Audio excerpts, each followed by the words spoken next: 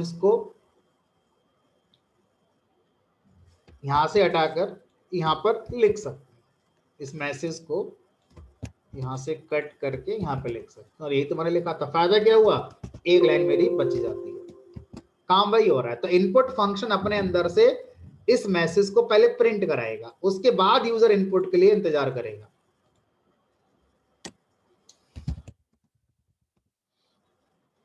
Fine, now we know how to read input from the user. Now let me write a program that will read two numbers from the user and then will perform addition of these two numbers. Suppose n equal to input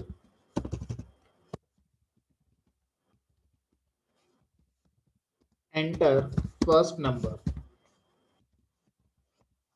तो इस line में क्या करा मैंने, user को पहले बताया हमें एक इनपुट चाहिए, नंबर चाहिए, यूजर ने जो नंबर दिया होगा इनपुट फंक्शन ने उसको रीड कर लिया होगा और उसको लाके एन वेरिएबल में रख दिया होगा।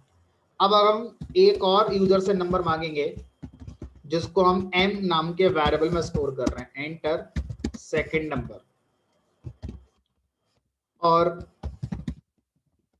मैंने इनका एडिशन करने की कोशिश करी, एन प्लस एन। अब यहां पर थोड़ा सिनेरियो डिफरेंट होगा, क्यों होगा वो देखते हैं। एंटर फर्स्ट नंबर, तो यूजर लिखेगा मान लीजिए 3 and second number is 5, so expected output जो होना चाहिए that is 8, but in this code you will get 35। अब ये कौन सी मैथमेटिक्स हमें समझ नहीं होगी, because it is not 35, it is basically 35। तो अब आपको इनपुट फंक्शन का बिहेवियर समझना पड़ेगा।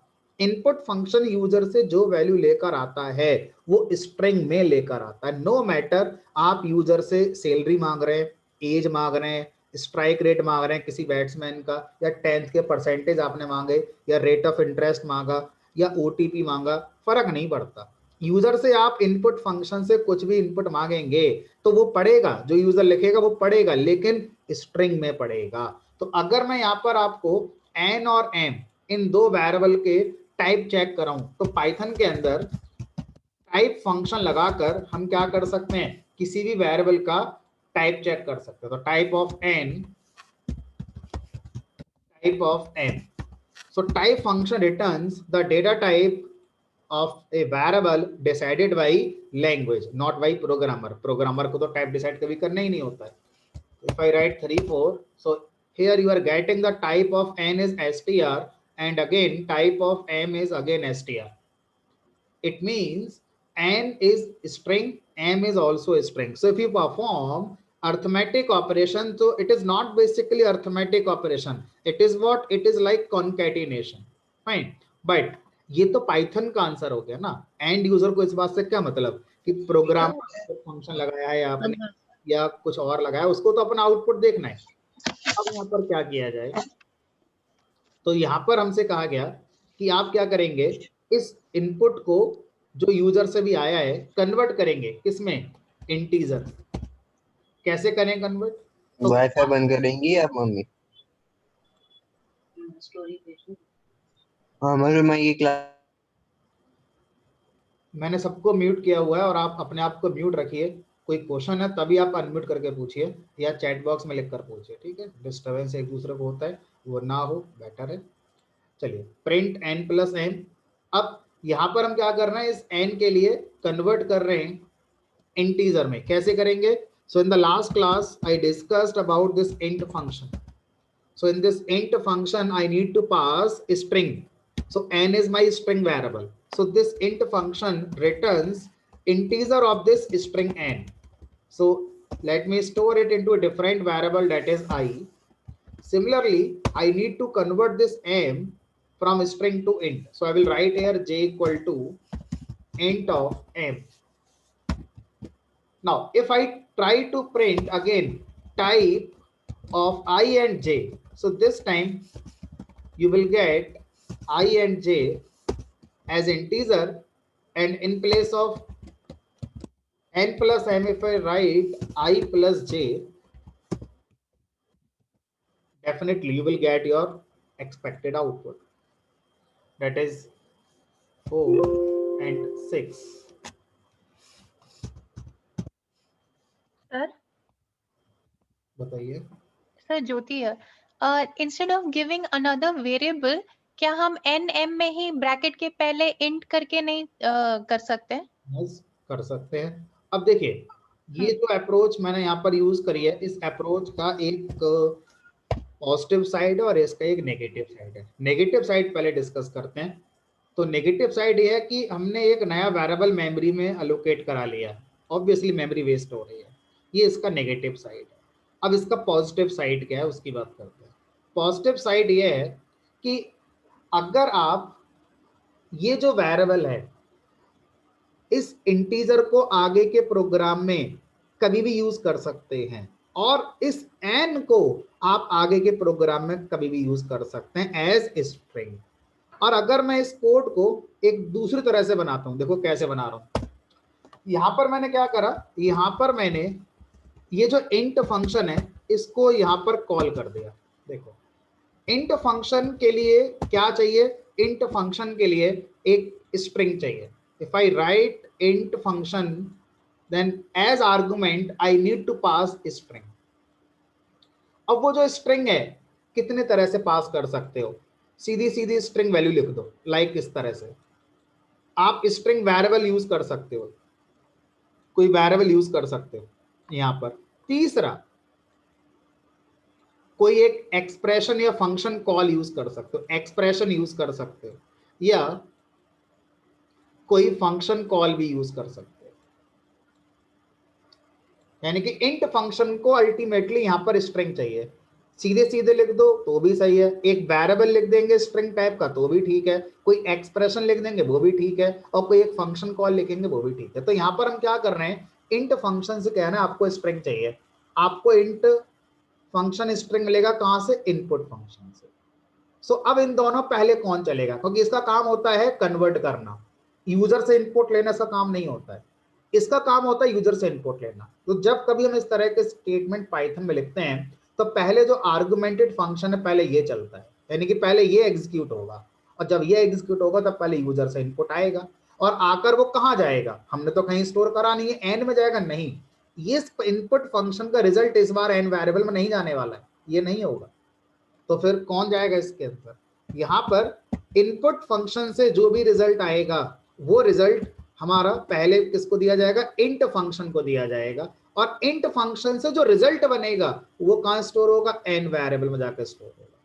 फाइनली एन वेरिएबल में कौन स्टोर होगा, यूजर से जो भी आया था उसका इंटीजर वर्जन स्टोर होगा। ठीक है, तो अब यहां पर अगर मैं लिख देता हूं same for an variable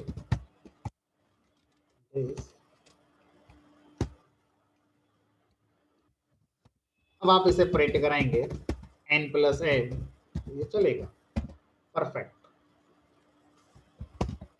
Now downside of this approach is what, suppose later on in the same program if I need to use this n as a string, then how it is possible, आपने तो आते ही convert कर लिया उसे integer में। तो अगर आपकी रिक्वायरमेंट यही है कि मैं यूजर से जो भी नंबर आ रहा है उसको इंटीजर बना के आगे के कोड में इस्तेमाल करूंगा, तो ये अप्रोच बेटर है। अदर वेरिएबल्स की जगह आप ये अप्रोच यूज कर लीजिए, लेकिन आपको लगता है कि यूजर से जो इनपुट आ रहा है हो सकता है कभी मैं उसको स्ट्रिंग की तरह यूज करूं और कभी उसको इंटीजर की तरह यूज करूं, तो पहले आपने संभाल के रखना है एक स्ट्रिंग वेरिएबल में, फिर इंटीजर बना के भी संभाल के रखना है एक दूसरे वेरिएबल में, जब जो चाहिए प्रोग्राम में तब वो यूज कर सकते हैं। ठीक है, अभी के लिए हम ये लगा देते हैं, ये हमारा सब। Now the thing is what, sir what will happen if at run time user enters number like 2.5, immediately you will get error. Why?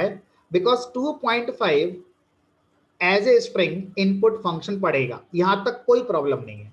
जब वो 2.5 स्ट्रिंग इंट फंक्शन को दी जाएगी तब प्रॉब्लम आएगी। इंट फंक्शन का कहना यह है कि मुझे स्ट्रिंग चाहिए, लेकिन उस स्ट्रिंग में सिर्फ डिजिट होनी चाहिए, अगर उसमें डिजिट के अलावा कोई अल्फाबेट हो गया, कोई सिंबल आ गया, कोई पॉइंट आ गया तो मैं एरर दे देता हूँ। तो यहाँ पर यही होता है। तो अब अगर मैं यूजर से नंबर की बात कर रहा हूँ तो मुझे क्या पता यूजर कौन सा नंबर देने वाला है, तो अब in place of int function I can call this float function, float function क्या करता है, किसी भी स्ट्रिंग को फ्लोट में बना देता है। Enter first number, so I can write here 2.5, enter second number 1.2, you will get 3.7। But again यहाँ पर भी एक चैलेंज आएगा, यूजर ने लिख दिया रन टाइम पर बाय मिस्टेक 2.3a। अब फ्लोट फंक्शन क्या कह रहा है कि मुझे स्ट्रिंग चाहिए, उस स्ट्रिंग में डिजिट हो सकती है, डॉट हो सकता है, यानी कि डेसिमल पॉइंट हो सकता है, अल्फाबेट मैं भी एक्सेप्ट नहीं करूंगा, लेकिन यूजर को क्या पता अंदर कोड में क्या चल रहा है ना, तो ये कोड आपका फेल हो जाएगा। देखो कैसे फेल होता है, could not convert string to, string को फ्लोट में कन्वर्ट यहाँ पर हम नहीं कर पाएंगे। तो फिर इसका सॉल्यूशन क्या है भाई, इसका सॉल्यूशन तो आगे जाके मिलेगा, एक टॉपिक पढ़ेंगे जिसका नाम होगा एक्सेप्शन हैंडलिंग। एक्सेप्शन हैंडलिंग में इस प्रॉब्लम का सॉल्यूशन मिलेगा। अभी तो हम ये मान के चलेंगे यूजर हमारा सीधा है और जैसा उससे कह रहे हैं वैसा हमारा बात मान रहा है, ठीक है। चलिए, तो अब कोई ऐसा तरीका नहीं है कि जिससे मैं, अगर यूजर ने इंटीजर लिखा है तो वो इंटीजर में ही कन्वर्ट हो और फ्लोट लिखा तो फ्लोट में ही कन्वर्ट हो। Answer is yes. We are having a function that is eval. Using eval function we can implement this feature. eval function क्या करता है, eval function एक काम करते हैं, दोनों का टाइप चेक करते हैं। टाइप ऑफ n, मैं कोई ऑपरेशन नहीं कर रहा हूं, just printing the type of n and m. So now if I run this code, enter first number, so let me enter this 10. अब 10 n में आ गया, एंटर सेकंड नंबर 2.5, ये m में आएगा। अब देखते हैं इवेल ने क्या करा।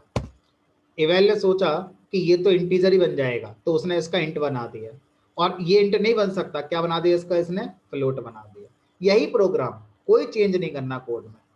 मैंने लिखा यहाँ पर 5 6, दोनों का इंटीजर बना दिया। यही प्रोग्राम, कोई चेंज नहीं करना है, मैंने लिख दिया यहाँ पर 1.1 2.1, दोनों का फ्लोट बना दिया। तो eval function dynamically checks this string, अगर ये इंटीजर में कन्वर्ट होने लायक है तो उसको int फंक्शन से करेगा, यानी कि eval function internally calls int function dynamically according to this string.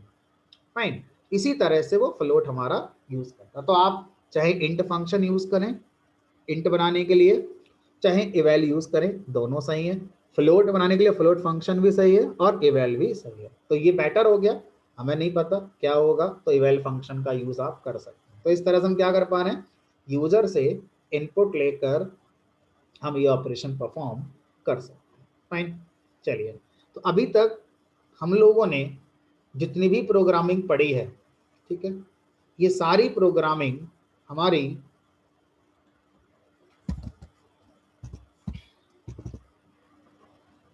Fundamental programming के अंदर ही आएगी। फाइन, अब हमें क्या करना है, अब हमें यहाँ पर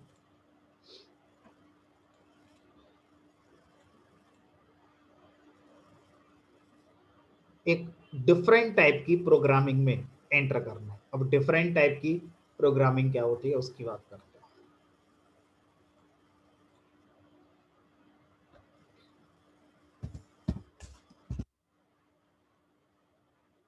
यूजर से मैं इनपुट करूंगा, मान लीजिए मार्क्स, और मैं उन मार्क्स के बेस पर ये बताना चाहता हूं कि यूजर पास है या फेल है। क्राइटेरिया गिवन है 30, if marks is greater than equal to 30 then आपको प्रिंट करना है पास, और अगर हमारा वो 30 से कम है तो प्रिंट करना है fail. So first you have to read marks from user as integer. Suppose करते हैं इंटीजर से रीड करते हैं, यहाँ लिख दिया enter marks. Now I need to print some statements, that is pass,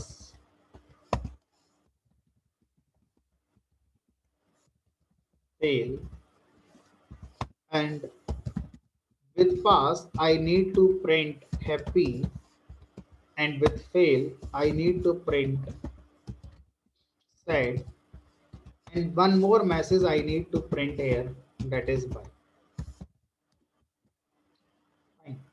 अब मुझे क्या करना है, मुझे यहाँ पर ये मैसेजेस प्रिंट करने हैं। अब यहाँ पर आप एक कॉन्सेप्ट को समझिए, अभी तक हम अपने कोड में जितने भी स्टेटमेंट लिखते आ रहे हैं वो सारे स्टेटमेंट एग्जीक्यूट होते हैं, लेकिन इस बार सिचुएशन डिफरेंट है।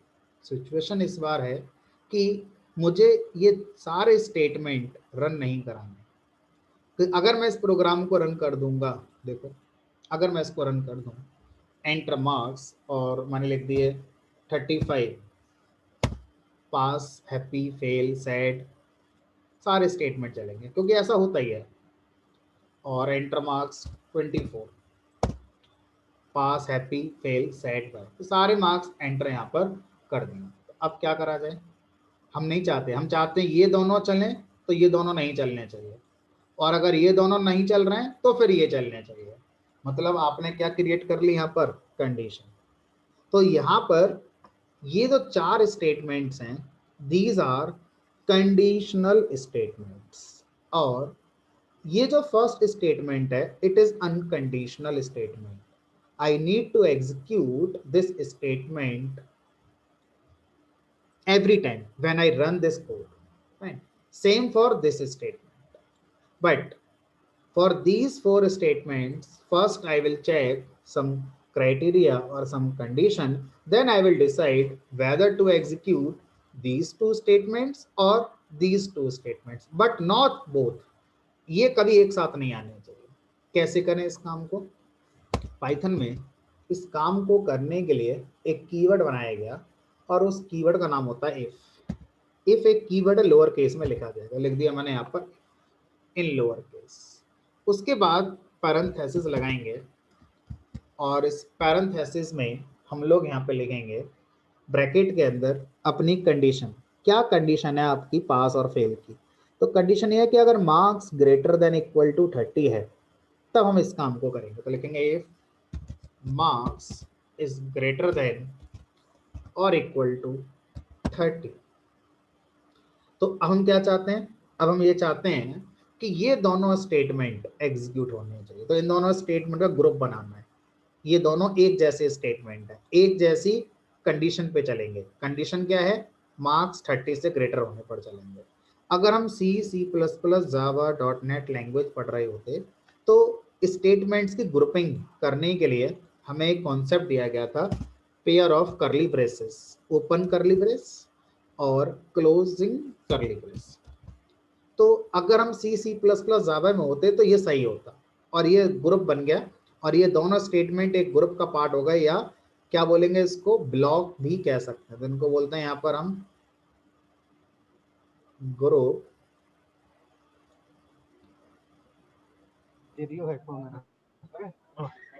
या इसी को बोलते हैं यहाँ पर ब्लॉक।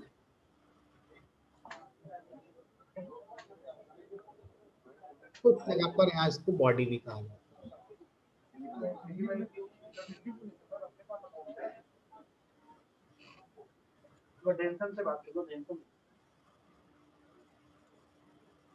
तो ये हो गया ग्रुप, ब्लॉक या बॉडी। लेकिन अगर हम बात करें कि इस अप्रोच में पाइथन के क्रिएटर को एक प्रॉब्लम नजर आई, मतलब इसमें क्या प्रॉब्लम है, आसान तो दिख ही रहा है, नहीं प्रॉब्लम एक नजर आई, वो ये कि सपोज करिए आपके प्रोग्राम में इस तरह से 20 ब्लॉक्स हैं, हो सकता है कुछ इफ के ब्लॉक्स हैं, कुछ लूप के ब्लॉक्स हैं, कुछ फंक्शंस के ब्लॉक्स हैं। तो जब 20 ब्लॉक्स होंगे तो ये एक करली ब्रेसेस ये है और एक करली ब्रेसेस ये है, यानी कि आपकी प्रोग्राम में 40 लाइंस इस काम की होंगी कि करली ब्रेसेस ओपन हो रही होगी, करली ब्रेसेस क्लोज हो रही होगी। यानी कि आप क्या कर रहे हैं, आप यहाँ पर करली ब्रेसेस लगाते हैं, क्लोज करते हैं, और ऐसा करने से 2 लाइन आपके प्रोग्राम की बढ़ जाती हैं। तो आप क्या करेंगे फिर इन 2 लाइनों को बचाने के लिए, फिर आप इस करली ब्रेस को यहाँ लगाएंगे और इस करली ब्रेस को यहाँ लगाएंगे। इससे क्या होता है, कोड की रीडेबिलिटी खराब हो जाती है। मतलब अगर आप ऐसा करते हैं तो 2 लाइन तो आपने बचा ली अपनी, लेकिन रीडेबिलिटी खराब हो गई। तो पाइथन के क्रिएटर इसकी एक ऑप्टिमल सॉल्यूशन चाहते थे, और वो ऑप्टिमल सॉल्यूशन क्या था हमारा? ऑप्टिमल सॉल्यूशन था इंडेंटेड ब्लॉक। इंडेंटेड ब्लॉक का मतलब होता है कि इन करली ब्रेसेस को आप हटाएंगे और इफ के आगे लगाएंगे आप colon. In place of curly brace you have to put colon. उसके बाद जितने भी स्टेटमेंट इफ के ब्लॉक में रखने हैं वो सारे स्टेटमेंट इफ के बाद नेक्स्ट लाइन से लिखेंगे और एक इंडेंट देकर लिखेंगे। इंडेंट का सिनोनिम होता है स्पेस। एक स्पेस देकर लिखेंगे। चाहे तो आप ऐसे बोले कि इफ के बाद जितने भी स्टेटमेंट्स रखने हैं जो इफ के ब्लॉक में आने चाहिए वो हम स्पेस देके लिखेंगे, या हम ये बोल रहे हैं हम वो इंडेंट देके लिखेंगे। अब वो स्पेस कितना है या वो इंडेंट कितना होना चाहिए वो आपको डिसाइड करना है। मान लीजिए मैंने एक स्पेस दे दिया। अब जितने भी स्टेटमेंट हम इफ के अंदर लिखना चाहते हैं वो उतने ही स्पेस देकर लिखेंगे। तो ये दोनों स्टेटमेंट अब किसका पार्ट माने जाएंगे? इफ का ब्लॉक माने जाएंगे। तो इस तरह के ब्लॉक को पाइथन में क्या बोलते हैं? Indented block. तो जितने भी ब्लॉक बनेंगे पाइथन में कभी करली ब्रेसेस के पेयर से नहीं बनेंगे। हमेशा ब्लॉक पाइथन के अंदर बनेगा इंडेंटेड ब्लॉक, यानी कि इसी अप्रोच का हमें यूज करना है। ठीक है। अब अगर सर मुझे ब्लॉक एंड करना होगा तो हर वो स्टेटमेंट जो बिना स्पेस के लिखा हुआ है वो हमारा इस ब्लॉक के बाहर है। ठीक है। तो इस तरह से ये स्टेटमेंट के बाद ये लिखा है। अब ये जो फेल स्टेटमेंट है वो इस इफ के ब्लॉक का पार्ट नहीं है, लेकिन अगर आपने इसको भी ऐसे लिख दिया तो अब ये इसका ब्लॉक का पार्ट बन गया। यानी कि आपको स्पेस से कंट्रोल करना है कि कौन सा स्टेटमेंट इफ का पार्ट बन रहा है और कौन सा स्टेटमेंट इफ के बाहर लिखा जा रहा है। ठीक है। अब जहां पर हमने इफ को अभी कंप्लीट करना है, हम चाहते हैं कि अगर ये स्टेटमेंट, ये कंडीशन जो आपने लिखी है marks greater than equal to 30, अगर ये ट्रू होगी तो हमारा इफ के स्टेटमेंट चलेंगे। लेकिन अगर ये फॉल्स हो गई तो मार्क्स 30 से ग्रेटर नहीं आए तो आप एक अपोजिट कंडीशन के लिए एक दूसरा कीवर्ड यूज करेंगे और वो जो दूसरा कीवर्ड है उसका नाम है एल्स। अब आपने चीजें ध्यान क्या रखनी है। जो एल्स है वो इंडेंटेशन में नहीं लिखा जाएगा, वो टॉप लेवल पे लिखा जाएगा, दैट इज दिस। और दूसरा, एल्स की अपनी कोई कंडीशन नहीं होती। Else is the opposite of if condition. Fine. तो यहाँ पर हमें सिर्फ क्या लगाना है? इंडेंटेड ब्लॉक के लिए कॉलन लगाना है।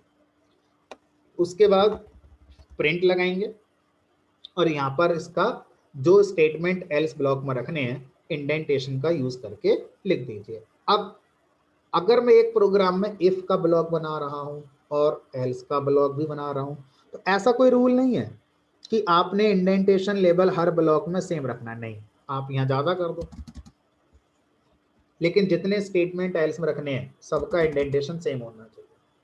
अब एल्स कंप्लीट कब माना जाएगा? जब आप एल्स के बाद कोई भी स्टेटमेंट लिख रहे हैं बिना इंडेंटेशन दिए, दैट इज दिस।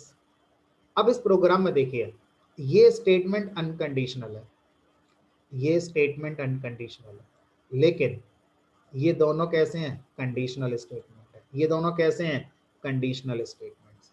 तो कंडीशनल स्टेटमेंट को प्रोग्राम में जब हम लिखते हैं तो इसको कंडीशनल प्रोग्रामिंग के नाम से भी जाना जाता है। Now if I run this code you will see your expected output.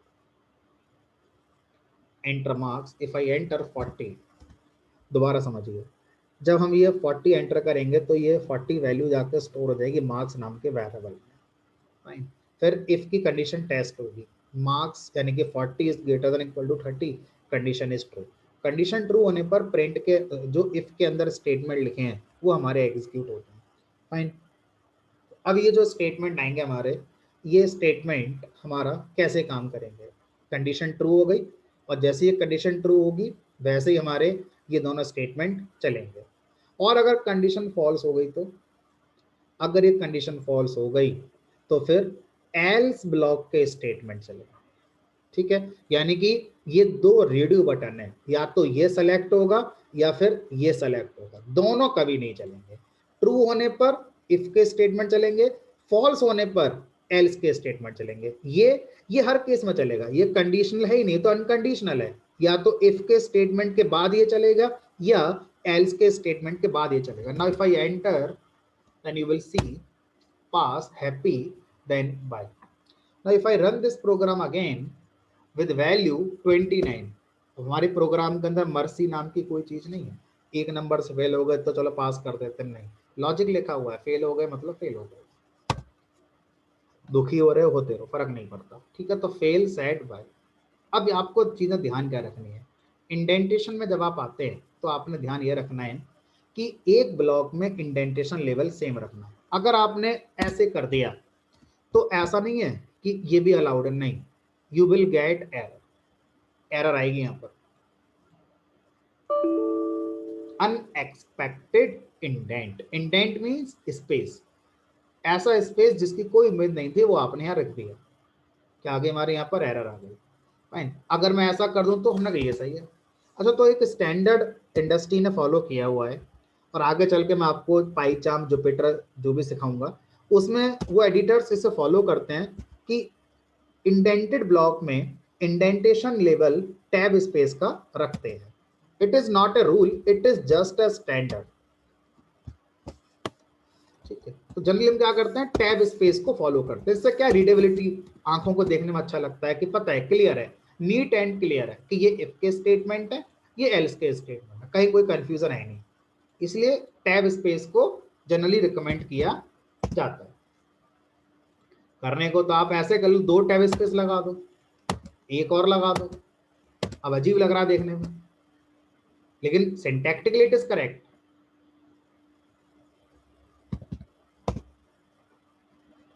Fine, तो हम लोग टैब स्पेस को ही फॉलो करेंगे। फाइन, क्योंकि आगे चलकर हम एडवांस एडिटर यूज करेंगे जुपिटर वगैरह, उसमें ये होगा बाय डिफॉल्ट, इसलिए हम भी यही यूज करने वाले हैं। ये हो गया इफ, और ये हो गया हमारा एल्स की कंडीशन। अब क्वेश्चन ये आता है कि सर क्या एक इफ के साथ हम एक से ज्यादा एल्स लगा सकते हैं, या एक ही एल्स लगाएंगे? तो अभी तो चलो मैं आपके साथ हूँ, मैं लगा के दिखा देता हूँ, ठीक है। और अगर मैं आपके साथ नहीं हूँ और आपके मन में कोई क्वेश्चन आता है तो उसका एक ही तरीका है, करके देखिए, ठीक है। ज्यादा से ज्यादा एरर आ जाएगी, है ना, एरर भी तो कुछ सिखा के जाएगी हमारे लिए, सिंटैक्स एरर। तो हमने आज ये सीख लिया कि एक इफ के 2 एल्स नहीं हो सकते। अगर आपने ये समझ लिया कि एक प्रोग्राम में 2 एल्स नहीं हो सकते तो प्रॉब्लम आ जाएगी। मैंने ये नहीं पढ़ाया कि एक प्रोग्राम में 2 एल्स नहीं हो सकते, मैंने ये पढ़ाया एक इफ के 2 एल्स नहीं हो सकते, ठीक है। तो एक प्रोग्राम में जितने इफ हो सकते हैं उतने एल्स भी हो सकते हैं, ठीक। नाउ द थिंग इज कि क्या जरूरी है कि इफ के साथ एल्स लगाना ही पड़ेगा? हमने कहा नहीं, ऐसा जरूरी भी नहीं है। तो अभी वो सिनेरियो मेरे पास नहीं है, मैं आपको एक रियल टाइम सिनेरियो लेकर आऊंगा जिसमें अकेला इफ काफी होता है, बिना एल्स के ही हमारा काम हो जाएगा। अभी हम उस पर नहीं, अभी हम पहले इसको पूरा कर लेते हैं। नाउ अब मेरी रिक्वायरमेंट यहाँ पर यह है कि आपने क्या करना है, आपने पास अगर वो हो रहा है तो उसकी डिवीजन भी बतानी है कि फर्स्ट डिवीजन से पास हुआ है, सेकंड डिवीजन से पास हुआ है, या थर्ड डिवीजन से पास हुआ है।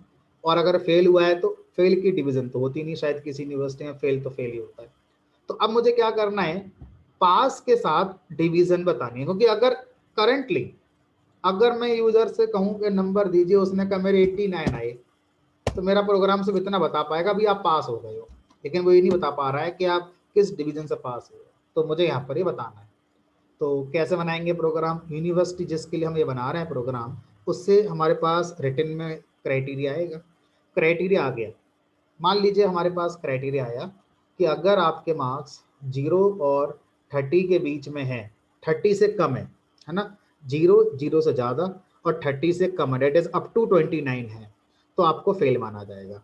आपके मार्क्स 30 हैं, 30 से ज़्यादा हैं और अप टू 44 हैं, तो आप थर्ड डिवीज़न पास माने जाएंगे। और अगर आपके मार्क्स 45 या उससे ज़्यादा हैं और अप टू 59 है तो सेकंड डिवीज़न से पास माना जाएगा। और अगर आपके मार्क्स 60 या 60 से ज़्यादा हैं और अप टू 100 हैं तो आप फर्स्ट डिवीज़न पास माने जाएंगे। और गलती से आपने मार्क्स एंटर कर दिए 120, जो कि इम्पॉसिबल है, तो हम आपको मैसेज बताएंगे इनवैलिड मार्क्स। और हमारे यूनिवर्सिटी में कोई नेगेटिव मार्किंग का कॉन्सेप्ट नहीं है। अगर यूजर ने रन टाइम पर मार्क्स की वैल्यू -10 दे दी तो भी आपके प्रोग्राम को जवाब देना है इनवैलिड मार्क्स। ये सारे क्राइटेरिया आने पर अब मुझे अपना प्रोग्राम लिखना है। तो देखो कितनी सारी बातें इकट्ठी हो गई। पहली तो बात ये इकट्ठी हो गई कि अगर 30 0 और 29 वाला रूल हो गया, 0 से 29 तक फेल, 30 से 44 मार्क्स अगर आते हैं तो थर्ड डिवीजन, और 45 से 59 आते हैं तो सेकंड डिवीजन, और 60 से 100 आते हैं तो फर्स्ट डिवीजन, अदरवाइज इनवैलिड। इसके अलावा कुछ भी अगर आपने यूजर मार्क्स एंटर कर दिया तो हमारा इनवैलिड माना जाएगा। ठीक है, तो अब जब हम बात करते हैं दो कंडीशन की, मेरे पास दो म्यूचुअली एक्सक्लूसिव, इसको ध्यान से समझेंगे। जब मेरे पास दो म्यूचुअली एक्सक्लूसिव कंडीशन है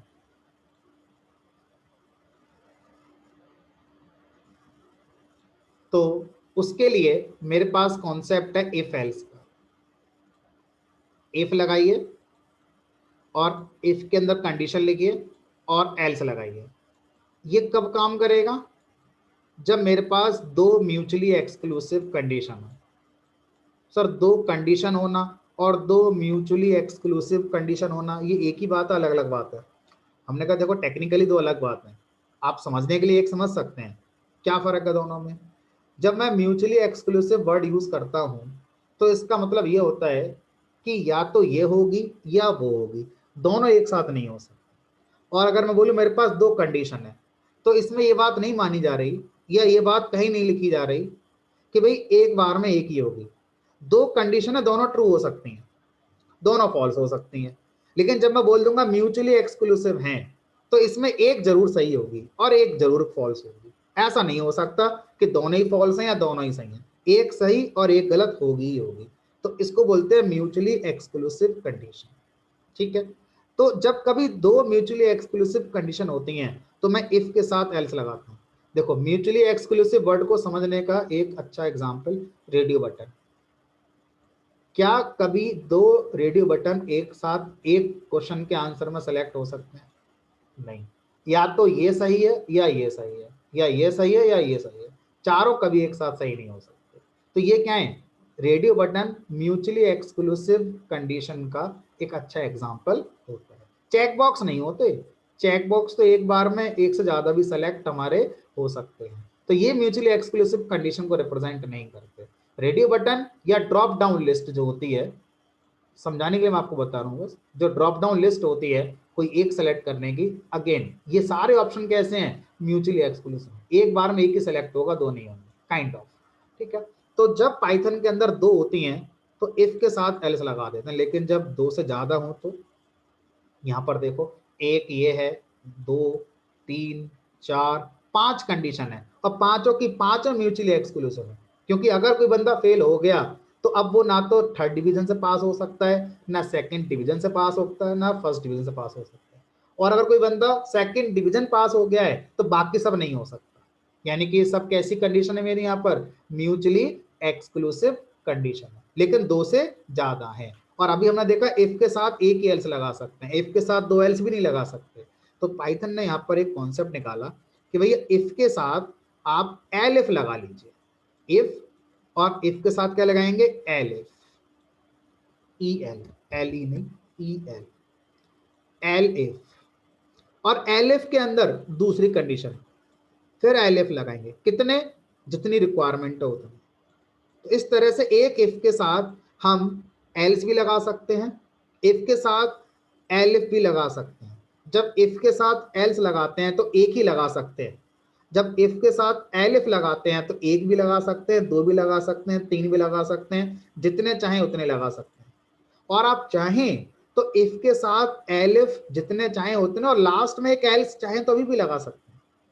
कि जब सब कुछ ना हो, यानी कि ये कंडीशन नहीं है, ये भी नहीं है, ये भी नहीं है, तो फिर ये चला देना। ठीक है, तो जब मल्टीपल म्यूचुअली एक्सक्लूसिव कंडीशन होती हैं तो कॉन्सेप्ट यूज किया जाता है इफ के साथ एल। अब आप पूछेंगे कि सर मैं मल्टीपल इफ लगा दूंगा तो क्या क्राइम हो जाएगा? एक इफ लगा दिया एक इफ ऑल लगा दिया, एक इफ ऑल लगा दिया, तो बात तो एक ही हमने कर, नहीं फर्क है, कॉन्सेप्ट में डिफरेंस आ गया। यहां पर म्यूचुअली एक्सक्लूसिव की बात नहीं हो रही है, यहां पर आप ये कहना चाह रहे हैं कि मेरे पास 4 कंडीशन है, लेकिन आप ये नहीं कह रहे हैं कि म्यूचुअली एक्सक्लूसिव है। इसका मतलब ये हुआ इंटरनली पाइथन इंटरप्रेटर इसको एग्जीक्यूट करेगा, इसको भी एग्जीक्यूट करेगा, भले ये ट्रू हो जाए फिर भी एग्जीक्यूट करेगा, भले ये फॉल्स हो जाए लेकिन एग्जीक्यूशन तो होगा, इसका भी एग्जीक्यूशन होगा, भले ये ना चले फॉल्स की वजह से लेकिन एग्जीक्यूशन तो होगा ही होगा। लेकिन यहाँ पर इंटरप्रेटर स्मार्टली काम करता है, उसे पता है कि भाई जब ये ट्रू हो गया है तो इनको चला के भी क्या फायदा, अगर मान लो मैंने ये चलाए और ये फॉल्स भी आ गए तो वैसे ही नहीं चलने। और स्मार्टली कैसे काम करेगा, ये ट्रू होने पर इनमें से किसी को एग्जीक्यूशन में लाएगा ही नहीं, समय बचाएगा अपना। लेकिन अगर ये फॉल्स हो गया तो जो नेक्स्ट वाला है उसको एग्जीक्यूट करके देखेगा, और अगर ये ट्रू हो गया तो बाकियों का समय बचा लेगा, बाकियों को कभी एग्जीक्यूट नहीं करेगा। और अगर ये फॉल्स हो गया तो मजबूरी है उसकी, अब इसको रन कराना ही पड़ेगा, इस वाले को रन कराना ही पड़ेगा। लेकिन यहाँ पर ऐसा कोई मजबूरी नहीं है, सब इंडिपेंडेंट, इसको इससे फर्क नहीं पड़ता, इसको इससे फर्क नहीं पड़ता, इसको इससे फर्क नहीं पड़ता, किसी को किसी से फर्क नहीं पड़ेगा, सब एक जैसे हैं हमारे। ठीक है, इसलिए मल्टीपल इफ हमें तब लगाना चाहिए जब इंडिपेंडेंट कंडीशंस हो, एक दूसरे का किसी से कोई मतलब ना हो। ठीक है, चलो मैं ये वाला प्रोग्राम भी आपको बनाकर दिखाऊंगा। ठीक है, बहरहाल जो हमारी सिचुएशन चल रही है उस सिचुएशन के हिसाब से ये वाला जो हमारा कॉन्सेप्ट है इसको मैं यहाँ पर अप्लाई करना होगा। इफ, एलिफ, फिर एलिफ, फिर एलिफ, लास्ट में जाके एल्स। देखते हैं कैसे लिखेंगे। तो marks is greater than equal to 0। अब देखो दो कंडीशन है, 0 से ज्यादा होने चाहिए और 30 से कम होने चाहिए, और दोनों ही बात ना सही होनी चाहिए। तो हमने अभी लास्ट क्लास में पढ़ा था लॉजिकल एंड, लॉजिकल एंड कैसे लिखते हैं, ए एंड। अगर हम सी जावा पढ़ रहे होते तो कैसे लिखते हैं, डबल एम्परसेंड। पाइथन में कैसे लिखते हैं लॉजिकल एंड, इस तरह से, and marks is less than 30। हम क्या बोलेंगे, हम बोलेंगे पास हो गए विद, पास नहीं फेल हो गए, फेल, और फेल की कोई डिवीजन नहीं होती। अब दूसरी condition, elif, marks is greater than equal to 30 and marks is less than 45। तो आप पास हो गए थर्ड डिवीजन से, pass with third division. One more, elif, marks is greater than or equal to 45 and marks is less than 60। वो criteria हर university का अलग अलग होगा, तो आपको हर यूनिवर्सिटी के हिसाब से कस्टमाइज करना पड़ेगा अपने को।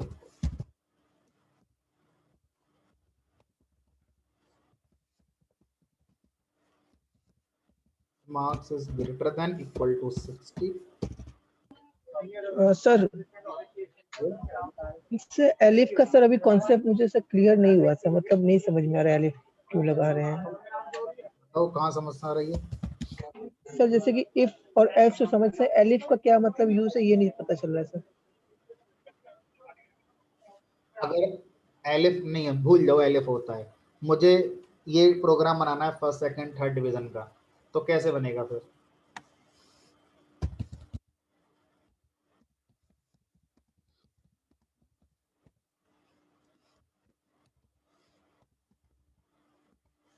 इसको बना लेते हैं एक बार, फिर बात करेंगे आपसे।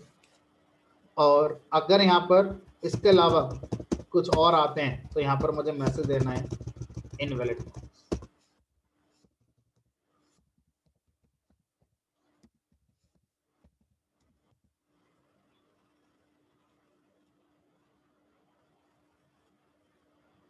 मार्क्स मैंने एंटर कराए, अब मान लीजिए मार्क्स मैंने एंटर कराए यहाँ पर 3। अब जब ये 3 है, इसको समझना मेरे ध्यान से, जब इसको मैं 3 एंटर कराऊंगा तो ये जो मेरा वेरिएबल है, इस वेरिएबल में ये 3 जाके स्टोर हो गया, इस मार्क्स वेरिएबल में, ठीक है। अब ये कंडीशन टेस्ट होगी, marks greater than equal to 0, answer is yes, क्योंकि 3 0 से बड़ा होता है। And marks less than 30, yes, ये भी सही है, क्योंकि हमारा 0 30 से छोटा होता है। तो यानी कि ये दोनों कंडीशन ट्रू हैं। जब ये दोनों ट्रू होंगी तो पूरा इफ क्या आ जाएगा, ट्रू, क्योंकि लॉजिकल एंड क्या कर रहा है, लॉजिकल एंड दोनों के ट्रू होने पर फाइनल आउटपुट ट्रू लेकर आता है, और उसके बाद मैसेज क्या प्रिंट हो जाएगा, फेल। अब ये बताओ, क्या आगे का कोई मैसेज आएगा, third division, second division, first division, evaluate marks, नहीं। नो, अब पाइथन क्या करेगा इसमें, पाइथन बोलेगा कि जब ये वाला इफ ट्रू हो चुका है तो अब आगे के जितने भी एलिफ हैं इनको मैं एग्जीक्यूट ही नहीं कराऊंगा, यानी कि इनका एग्जीक्यूशन नहीं होगा, ये चलेंगे ही नहीं और हमें चलाने भी नहीं है, ठीक है। हमारा आउटपुट क्या आ जाएगा, फेल, उसके बाद बाय। अब इस कोड को दोबारा रन करते हैं, और इस बार मैंने क्या करा, इस बार मैंने मार्क्स दे दिए 35। अब जब 35 हमने यहाँ पर रन कराया तो मार्क्स वेरिएबल की वैल्यू 35 हो गई। अब ये मत सोचना सीधे सीधे पाइथन इसको रन करा देगा, नहीं, पहले वो इसी को रन कराएगा। 35 ग्रेटर देन इक्वल टू 0 सही है, 35 लेस देन 30 सही नहीं है, ये ट्रू ये फॉल्स। एंड क्या बोलता है, जब दोनों ट्रू आएंगे तब मैं फाइनल ट्रू दूंगा। तो इस बार ये फॉल्स हो गया, यानी कि पाइथन इंटरप्रेटर ने समय लगाया, इफ को रन कराया, लेकिन वो फॉल्स हो गया, कोई बात नहीं। अब अगर ये फॉल्स हो गया तो एलिफ को रन कराए, जो अगला वाला एलिफ है इसको रन किया जाएगा। 35 is greater than equal to 30, true. 35 is less than 45, true, दोनों ट्रू, तो ओवरऑल ट्रू आ गया। ओवरऑल ट्रू आने पर ये हमारा मैसेज प्रिंट हो गया, पास विद थर्ड डिवीजन। अब इंटरप्रेटर इनमें से किसी को भी नहीं चलाएगा, ठीक है। तो यानी कि हमारा जो आउटपुट आएगा वो थर्ड डिवीजन वाला आ जाना चाहिए। अब अगर मैं प्रोग्राम को फिर रन कराता हूँ और यहाँ पर लिखा, मान लीजिए मैंने 120 इस वाले इफ में भी नहीं चलेगा, फॉल्स आएगा, यहाँ भी फॉल्स आएगा, यहाँ भी फॉल्स आएगा, यहाँ भी फॉल्स है, यानी कि पाइथन इंटरप्रेटर सबको चला के देख रहा है टॉप टू बॉटम, और सब फॉल्स आ रहे हैं। जब सारे फॉल्स हो गए तो फिर लास्ट में क्या बचा, एल्स, तो क्या प्रिंट हो जाएगा, इनवैलिड मार्क्स। तो एलिफ हम तब लगाते हैं जब 2 से ज्यादा कंडीशन होती हैं, और जब 2 कंडीशन होती हैं तो हम क्या लगाते हैं, इफ के साथ एल्स लगाते हैं। 2 कंडीशन इफ एल्स, 2 से ज्यादा कंडीशन है तो इफ के साथ एलिफ हम यहाँ पर लगाते हैं, ठीक है। चलिए अब आगे बढ़ते हैं।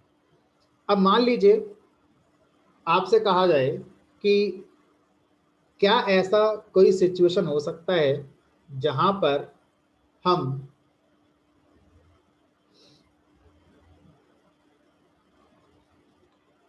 सिर्फ इफ लगा के अपना काम कर लें, हमें एल्स की जरूरत ही ना पड़े या एलिफ की जरूरत ही ना पड़े। कोई सिचुएशन, कोई ऐसी रियल टाइम सिनेरियो, हमने कहा एक रियल टाइम सिनेरियो लेते हैं। क्या करना है इस बार, मान लीजिए पेटीएम के लिए कोड बनाना है। पेटीएम जिसको हम दिन में कई बार यूज करते हैं छोटे मोटे पेमेंट करने के लिए। तो पेटीएम ने एक फीचर मान लीजिए अभी निकाला हुआ है दीपावली पर, या एक ऑफर निकाला हुआ है कि आप पेटीएम से अगर पे करते हैं 1000 अमाउंट किसी को भी, चाहे ट्रांसफर करें या कहीं भी कुछ करें, तो 50 का कैशबैक आपको मिलेगा। अब और अगर आपका शॉपिंग अमाउंट 1000 से कम है तो कोई कैशबैक नहीं मिलेगा। आपने इस काम को कोड में कन्वर्ट करना है, मतलब पर्टिकुलर ये कोड लिखकर दिखाना है, और यहाँ पर आप मार्क्स की जगह अमाउंट यूजर से इनपुट करिए, और जो भी अमाउंट आएगा उस अमाउंट पर आप देखेंगे क्या वो 1000 है या नहीं। अगर वो 1000 है तो फाइनल अमाउंट में 50 रुपये माइनस कर दीजिए, और अगर वो 1000 नहीं है तो फिर आपने कुछ नहीं करना है। कैसे करेंगे इस काम के लिए, तो मैंने यहाँ पे क्या लिखा, एंटर मार्क्स लिखा है, एंटर अमाउंट लिख दिया। इसको ध्यान से समझिएगा, क्योंकि इसमें आपको लगेगा ये है लेकिन वो होगा नहीं। यहाँ पर आ गया अमाउंट। अब सोचो मुझे यूजर ने जो भी अमाउंट दिया है उसमें 50 का कैशबैक देना है। कुल मिलाकर मुझे कोड लिखना है amount equal to amount minus 50। अगर मैं ऐसे लिख दूं तो फाइनल अमाउंट कितना पे करना होगा, जितना वो रन टाइम पर देगा उसमें से 50 माइनस कर दो। भाई यही तो लॉजिक बनेगा। एज ए प्रोग्रामर हम लोग लॉजिक लिखना है बस। तो अभी इसमें कुछ लगाया नहीं है मैंने। एंटर अमाउंट अगर मैं कर दूं यहाँ पर मान लीजिए 2000, तो 1950 रुपये आपको फाइनल पे करने हैं। लेकिन इसमें वो बात पूरी नहीं हुई जो पेटीएम ने हमसे कहा था, पेटीएम का नुकसान करा दोगे आप। 500 रुपये अगर किसी को देने होंगे तब भी आपने 50 रुपये का डिस्काउंट दे दिया उसे, ये थोड़ी देना है उसको। तो कैसे पता करें, तो क्या लगाएंगे यहाँ पर, ये जो स्टेटमेंट है कैसा स्टेटमेंट है, कंडीशनल। हमेशा 50 का डिस्काउंट नहीं देना है, कैशबैक 50 का हर बार नहीं देना है। पहले कंडीशन चेक करो कि भाई अमाउंट 1000 रुपये हो गया नहीं हो गया। अगर हो गया है तो 50 रुपये दे दीजिए, फिर कोई प्रॉब्लम नहीं है। मतलब इस स्टेटमेंट के पहले क्या लगाना पड़ेगा मुझे, यदि, इफ लगाना पड़ेगा। और यहाँ पर क्या लिखेंगे, if amount is greater then और इक्वल टू 1000, यानी कि जो अमाउंट है अगर वो 1000 रुपये है या उससे ज्यादा है तब आपको क्या देना है, डिस्काउंट देना है। यानी कि अब ये स्टेटमेंट इफ के अंदर चलेगा। अच्छा ये बताओ, अगर शॉपिंग अमाउंट 800 रुपये है तो पेनल्टी लगेगी क्या, कि 1000 रुपये हम नहीं दे रहे किसी को, ट्रांसफर नहीं कर रहे, या पेमेंट 1000 रुपये का नहीं हो रहा है, कम का हो रहा है, तो क्या पेटीएम ने ये कहा पेनल्टी लगा देना, नहीं। तो फिर क्या कहा पेटीएम ने, उन्होंने कहा कुछ करना ही नहीं है। तो यहाँ पर कितनी कंडीशन है, दो नहीं है, एक ही कंडीशन है। ध्यान से सुनो, दो नहीं है, एक ही कंडीशन है। वो कौन है, कि अगर अमाउंट 1000 से ज्यादा है तो आपको 50 का कैशबैक देना है। उसके बाद कुछ नहीं करना है, उसके बाद जो चल रहा है वो चलते रहने देना है, नहीं है तो कुछ नहीं करना है। तो मैं यहाँ पर एल्स की मुझे कोई नीड ही नहीं है। मान लो मैं यहाँ पर एल्स लगा दूं तो क्या लिखना चाहोगे, एल्स में क्या करना है नहीं बताया गया। तो यहाँ पर मुझे एल्स की कोई जरूरत नहीं है, क्योंकि इकलौती कंडीशन है कि अगर अमाउंट ज्यादा हो जाए 50 दे देना, नहीं हो कोई बात नहीं, जो चल रहा है वो चलने दो। ठीक है, बस कितना लिखकर छोड़। तो यहाँ पर देखते हैं क्या होता है। एंटर अमाउंट 1200 रुपये, 1150 देने हैं आपको, ठीक है। लेकिन अगर आपने यहाँ पर लिख दिया एंटर अमाउंट 800 रुपये, तो 800 ही देने हैं आपको। समझ में आ रहा है, यहाँ पर एल्स की कोई जरूरत मुझे महसूस नहीं हो रही है। तो हमारे पास सिंगल कंडीशन अगर है तो सिर्फ इफ ही लगाएंगे। अब ये मत करना सिंगल कंडीशन तो एल्स लगा देते, नहीं। एल्स का रूल है कि एल्स जब भी आता है ठीक है, तो जब भी एल्स आता है हमारा हमेशा इफ के साथ आता है।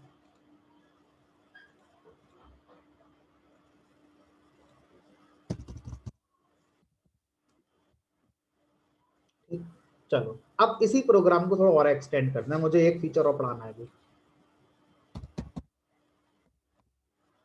वो ये है कि मान लीजिए अगर आपका शॉपिंग अमाउंट 1000 है, अब पेटीएम आपको दो ऑफर दे रहा है। पहला ऑफर कि आपका अमाउंट 1000 से ज्यादा है तो 50 कैशबैक आ गया। अब जो रिमेनिंग अमाउंट बचा, उस रिमेनिंग अमाउंट पर भी आपको और एक प्रोमो कोड का ऑफर मिलेगा। आप प्रोमो कोड अप्लाई करिए, अगर प्रोमो कोड आपका इंडिया हुआ तो आपको 50 और कैशबैक मिलेगा, और अगर आपका प्रोमो कोड 50 नहीं हुआ, इंडिया नहीं हुआ, तो फिर आपको कुछ नहीं मिलेगा। ठीक है, ये कैसे इंप्लीमेंट करेंगे उसकी बात करते हैं।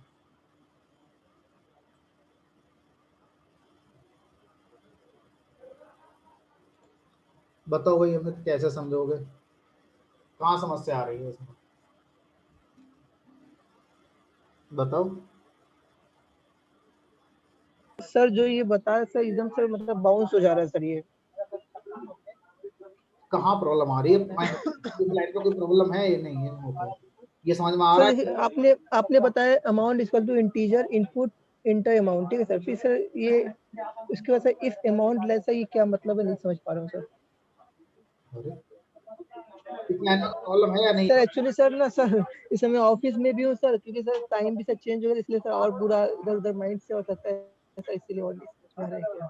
नहीं देखो, ये हमें पहले अपने ब्रेन में उठा लो कि अगर आप कोई चीज सीखना चाहते हो, चाहे वो कार Yes, चलाना sir. सीखना है, या वो स्विमिंग करना है, या वो हमारा पाइथन पढ़ना है, तो Yes, sir. आपको 100% कंसंट्रेशन के साथ देना होगा, तब Yes, आप sir. सीख पाएंगे, चाहे वो कोई भी चीज हो। ठीक है, अब आप क्लास लेते समय अगर अदर एक्टिविटीज करेंगे तो मैं क्या इसमें जिसने पाइथन बनाई वो भी कुछ नहीं कर सकता। तो कैसे करेंगे, इसका सोल्यूशन हम दोनों को मिलकर निकालना है कि कैसे 100% क्लास में दिया जाएगा। आपने कहा कि आपका टाइम का कंसर्न, इस समय आप ऑफिस में हैं, ऑफिस का भी देख रहे हैं, और नहीं सर, ऑफिस का नहीं देख रहा सर, मतलब ऑफिस तो खत्म हो गई, लेकिन सर पूरा फोकस इसी पे, बट सर थोड़ा सा होता है ना सर, पूरा वो 100% फोकस नहीं हो पा रहा, तो वही मैं सर समझ नहीं पा रहा हूँ कि यहाँ पे सर इफ का कैसे कंडीशन आया, इसलिए सर वो बाउंस हो जा रहा है सर। तो बताओ इफ माने होता क्या है, इफ माने क्या होता है वैसे नॉट नेचुरल का मतलब क्या है? सर इफ मतलब सर हम यदि मतलब कंडीशन के लिए दे रहे हैं कि if amount less than equal to 1000 sir, भाई ये लेस देन बट नहीं, सर इसे वो greater than greater than equal to 1000। अगर यूजर से जो अमाउंट आया है वो Yes, sir. 1000 से ग्रेटर है, यस सर। तो ये कंडीशन क्या मानी जाएगी, ट्रू या फॉल्स? सर स्क्रीन आपकी चली गई सर। चलेगी मेरी, ओके सर। बाकी लोगों को आ रही है स्क्रीन, काइंडली कंफर्म करें, बाकी लोगों को स्क्रीन आ रही है मेरी? यस सर, आ रही है सर आपकी स्क्रीन।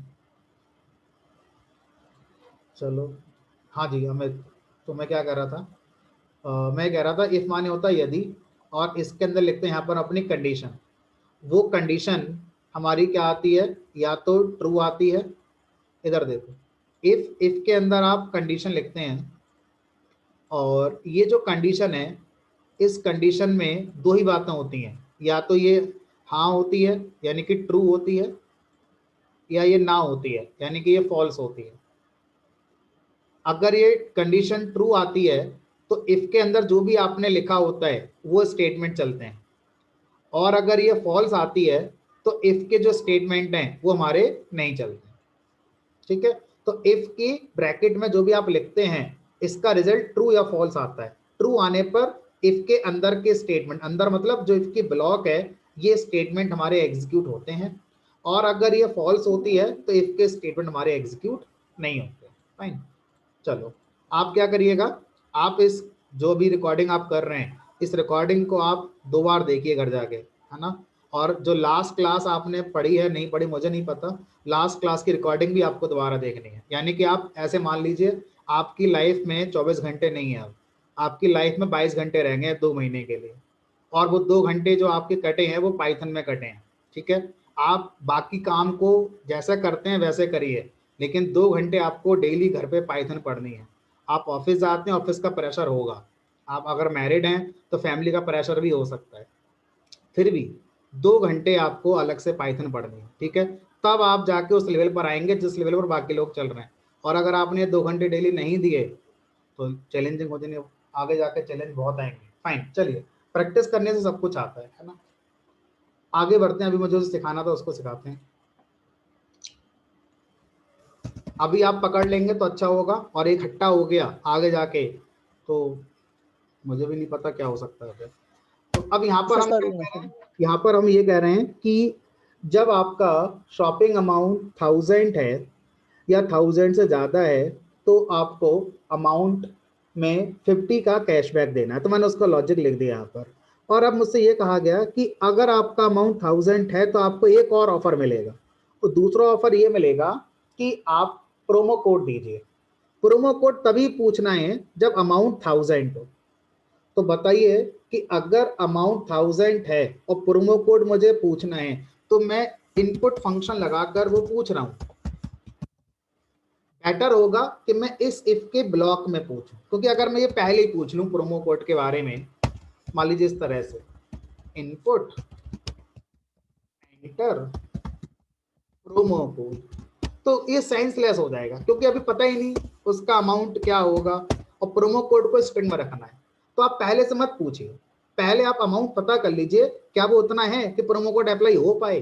इसका मतलब ये लाइन मुझे यहाँ नहीं लिखनी है, ये लाइन मुझे कहाँ लिखनी चाहिए, ये लाइन मुझे इफ ब्लॉक के अंदर लिखनी चाहिए, यहाँ पर लाइक दिस। अब अगर इस वेरिएबल में जो वैल्यू आई है रन टाइम पर, इसकी वैल्यू इंडिया है, तो हमें क्या करना है, 50 का और डिस्काउंट देना है। यानी कि अब मुझे इस पीसी वेरिएबल में जो वैल्यू आई है उसको टेस्ट करना है। तो अब उसको टेस्ट कहाँ करेंगे, अगर मैं यहाँ लिखूंगा ऐसे करके तो ये ऐसा ही नहीं होगा, हमें कहाँ लिखना होगा, हमें लिखना होगा इस कंडीशन के अंदर।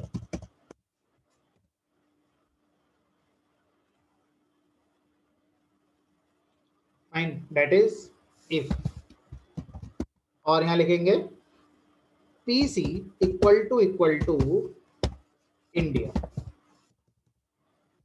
और अभी हम लोअर केस में लेके चल रहे हैं, और इसका अपना इंडेंटेड ब्लॉक, यानी कि अगर हम इफ के अंदर इफ लगा सकते हैं, बिल्कुल यहाँ पर नीड आ रही है कि पहले मुझे ये टेस्ट करना है, ये सही होने पर मैं अगला टेस्ट करूंगा, ठीक है। यानी कि यहाँ पर नेस्टेड कंडीशन की बात हो रही है, तो यहाँ पर इस इफ का अपना इंडेंटेड ब्लॉक होगा, यानी कि इस इफ का अपना इंडेंटेड ब्लॉक होगा, और यहाँ पर क्या लिखेंगे, अमाउंट जो भी हुआ है इक्वल टू अमाउंट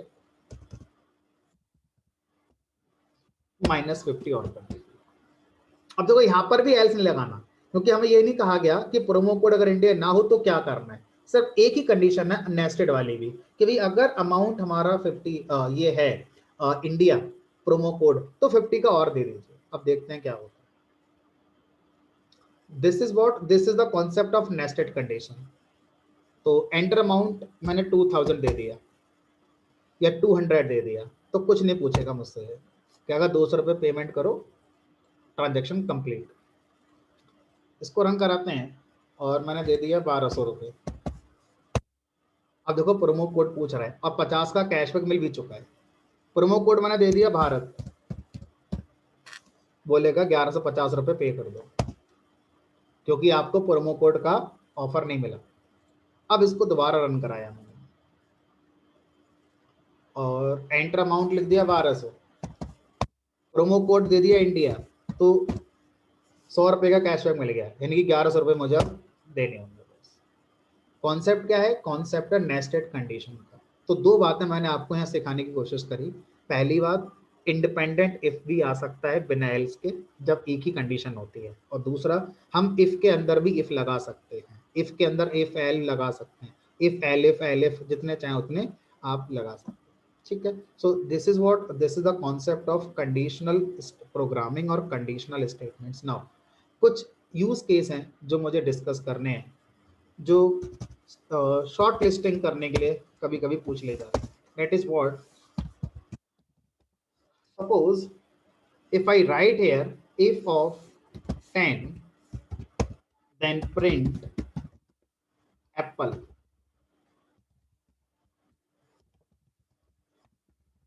एल्स भी लिख रहा हूं, प्रिंट ऑफ मैंगो। मान लीजिए दो चीजें, तो अब अभी तक आपने बोला था यहाँ पर कंडीशन होनी चाहिए, कंडीशन नहीं है तो एरर आ जाएगी, ये हमारा इंटरेस्टिंग पॉइंट है, नहीं आएगी। अगर आप इफ में कंडीशन की जगह पर कोई वैल्यू लिख देते हैं, तो उस वैल्यू का इंटरप्रिटेशन पाइथन मानता है। क्या इंटरप्रिटेशन मानता है, अगर वो वैल्यू 0 है या 0.0 है या एम्प्टी स्ट्रिंग है, तो इसको फॉल्स मानेगा। अदर वैल्यूज जो आएंगी उनको ट्रू मानेगा, ठीक है। अमित क्लास में है अभी आप? Yes sir. अब मुझे बताइए, जो सामने स्क्रीन पर आपको दिखाई दे रहा है, इसके अकॉर्डिंग इफ की कंडीशन ट्रू होगी या फॉल्स होगी?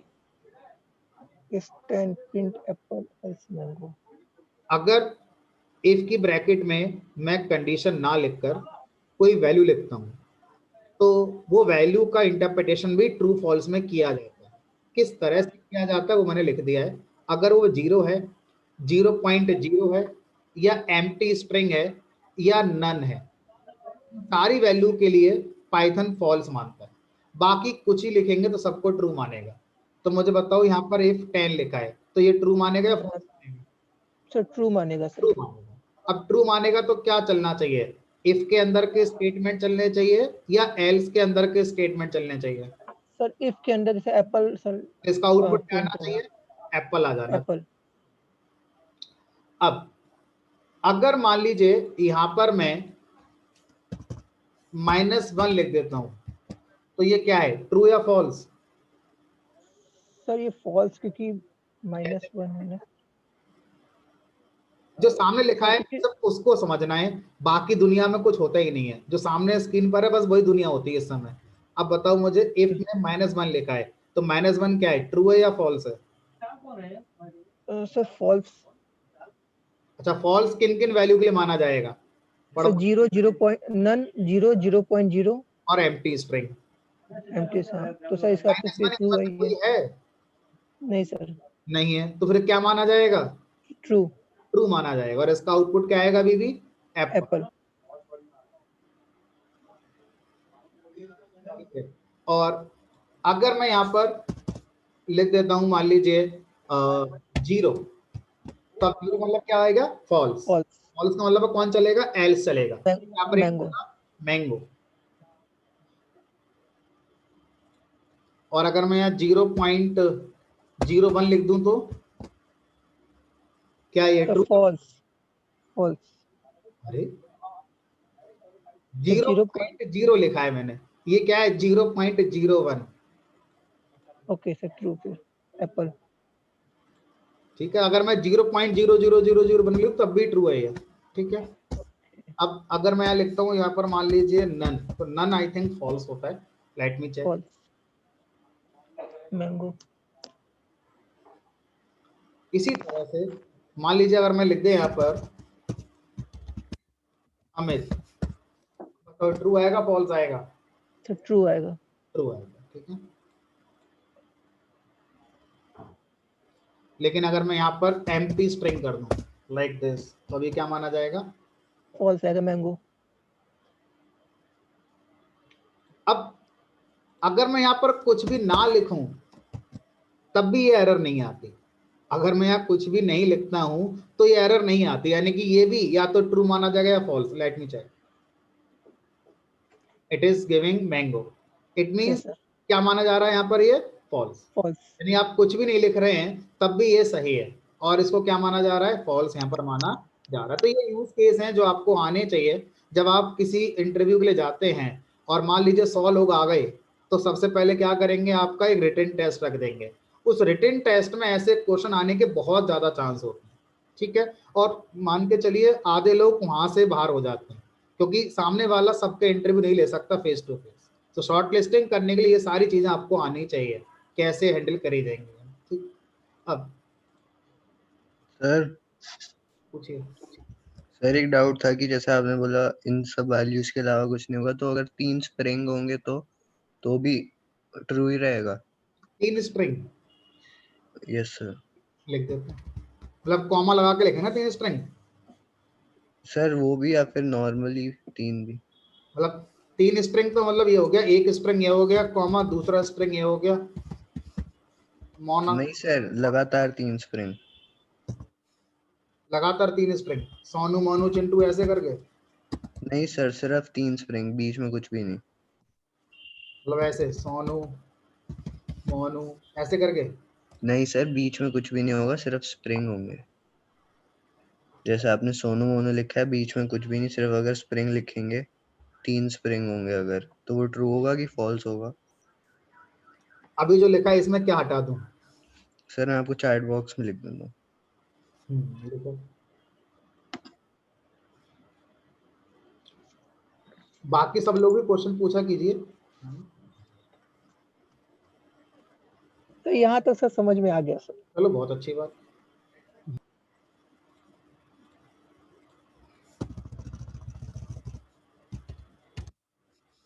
ये तो कुछ सिंटैक्स एरर हो गई, क्योंकि पाइथन में जब 3 कोट्स लगेंगे तो इनका मैचिंग होना जरूरी है। ठीक है, तो ये तो एरर हो गई मेरे हिसाब से। पाइथन के हिसाब से देखते हैं, ये भी एरर है। हाँ, ये हो सकता है कि 3 ओपन करे फिर 3 क्लोज कर दिए ऐसे करके। जब मैं देखो डबल लगा रहा था तब क्या था, ये ओपन हो रहा है और ये क्लोज हो रहा है, तो सिंटैक्टिकली अभी एक सही है। 3 का भी रूल यही है, 3 अगर ओपन होंगे तो 3 क्लोज भी होंगे, 1 2 3। अब देखते हैं, तो मेरे हिसाब से अगेन एम्प्टी स्ट्रिंग है और फॉल्स माना जाना चाहिए और मैंगो इसका आउटपुट आना चाहिए। देख लिया, ठीक है। आप इसको ऐसे भी लिख सकते हैं, सिंगल कोट्स, देखो स्ट्रिंग यही है, चाहे डबल कोट्स में लिखें, चाहे सिंगल कोट्स में लिखें, चाहे ट्रिपल कोट्स में लिखें, अगर वो एम्प्टी स्ट्रिंग का नोटेशन है तो वो फॉल्स ही माना जाएगा। फाइन, चलिए आगे बढ़ते हैं। अब मैं यूजर से एक नंबर लूंगा और मुझे बताना है कि वो नंबर इवन है या ऑड है। तो नंबर में इंटीजर लेता हूं। इस बार मैं कुछ अलग क्या करूंगा वो देखते हैं, क्योंकि लॉजिक आप जानते हैं, बहुत पहले से आप लोग पढ़ते आ रहे हैं, तो मुझे लॉजिक में कोई इंटरेस्ट नहीं है। एंटर नंबर, कोई भी नंबर अगर 2 से डिविजिबल है तो रिमाइंडर चेक करते हैं, ठीक है। और लिख दिया मैंने यहाँ पर इवन नंबर है, और एल्स में लिख दिया मैंने यहाँ पर ऑड नंबर। इसमें नई चीज अभी कोई नहीं आई है, सब कुछ नॉर्मल है। 20 इवन नंबर है, और इस कोड को दोबारा मैं रन करा दूं अगर, 13 ऑड नंबर है। कुछ लोग पाइथन के जो प्रोग्रामर्स हैं वो क्या करते हैं, इफ के साथ जब कंडीशन लिखते हैं तो ये पैरेंथेसिस नहीं लगाते, मतलब वो कहते हैं क्यों 2 की एक्स्ट्रा प्रेस करें, मतलब वो 2 की प्रेस नहीं करना चाहते, तो वो लोग क्या करते हैं स्पेस देते हैं। ये भी सही होता है, मतलब ये सिंटैक्स भी सही है। अगर आप इफ के साथ कंडीशन लिखते हैं तो जरूरी नहीं है कि पैरेंथेसिस में ही कंडीशन लिखी जाएगी, आप चाहें तो बिना पैरेंथेसिस के भी कंडीशन लिख सकते हैं, लेकिन उस केस में ध्यान रखना स्पेस देना जरूरी है इफ के बाद, ठीक है। एक स्पेस देना जरूरी है, 2 दे दो, 3 दे दो, 4 दे दो, देखने में अच्छा नहीं लग रहा है, लेकिन कम से कम एक देना जरूरी है। Enter number that is 4 even number, ठीक है। और अगर आप ब्रैकेट लगाते हैं, ब्रैकेट को पैरेंथेसिस भी कहते हैं, तो ये स्पेस देना आपकी मर्जी है, आप दे रहे हैं तो भी ठीक है, नहीं दे रहे हैं तो भी ठीक है, दोनों सही है,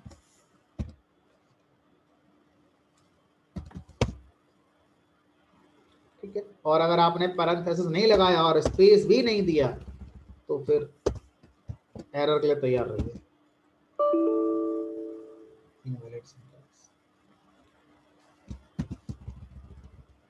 ये तो वो है जो हम करते आ रहे हैं, तो एक काम करते हैं, इसमें ये लिख देते हैं ताकि जब प्रोग्राम आपके पास आएगा तो पता रहेगा। फाइन, तो इस तरह से हम इफ और इफ की कंडीशंस कैसे लिखी जाती हैं इसको यहाँ पर हम समझ सकते हैं। आगे बढ़ते हैं।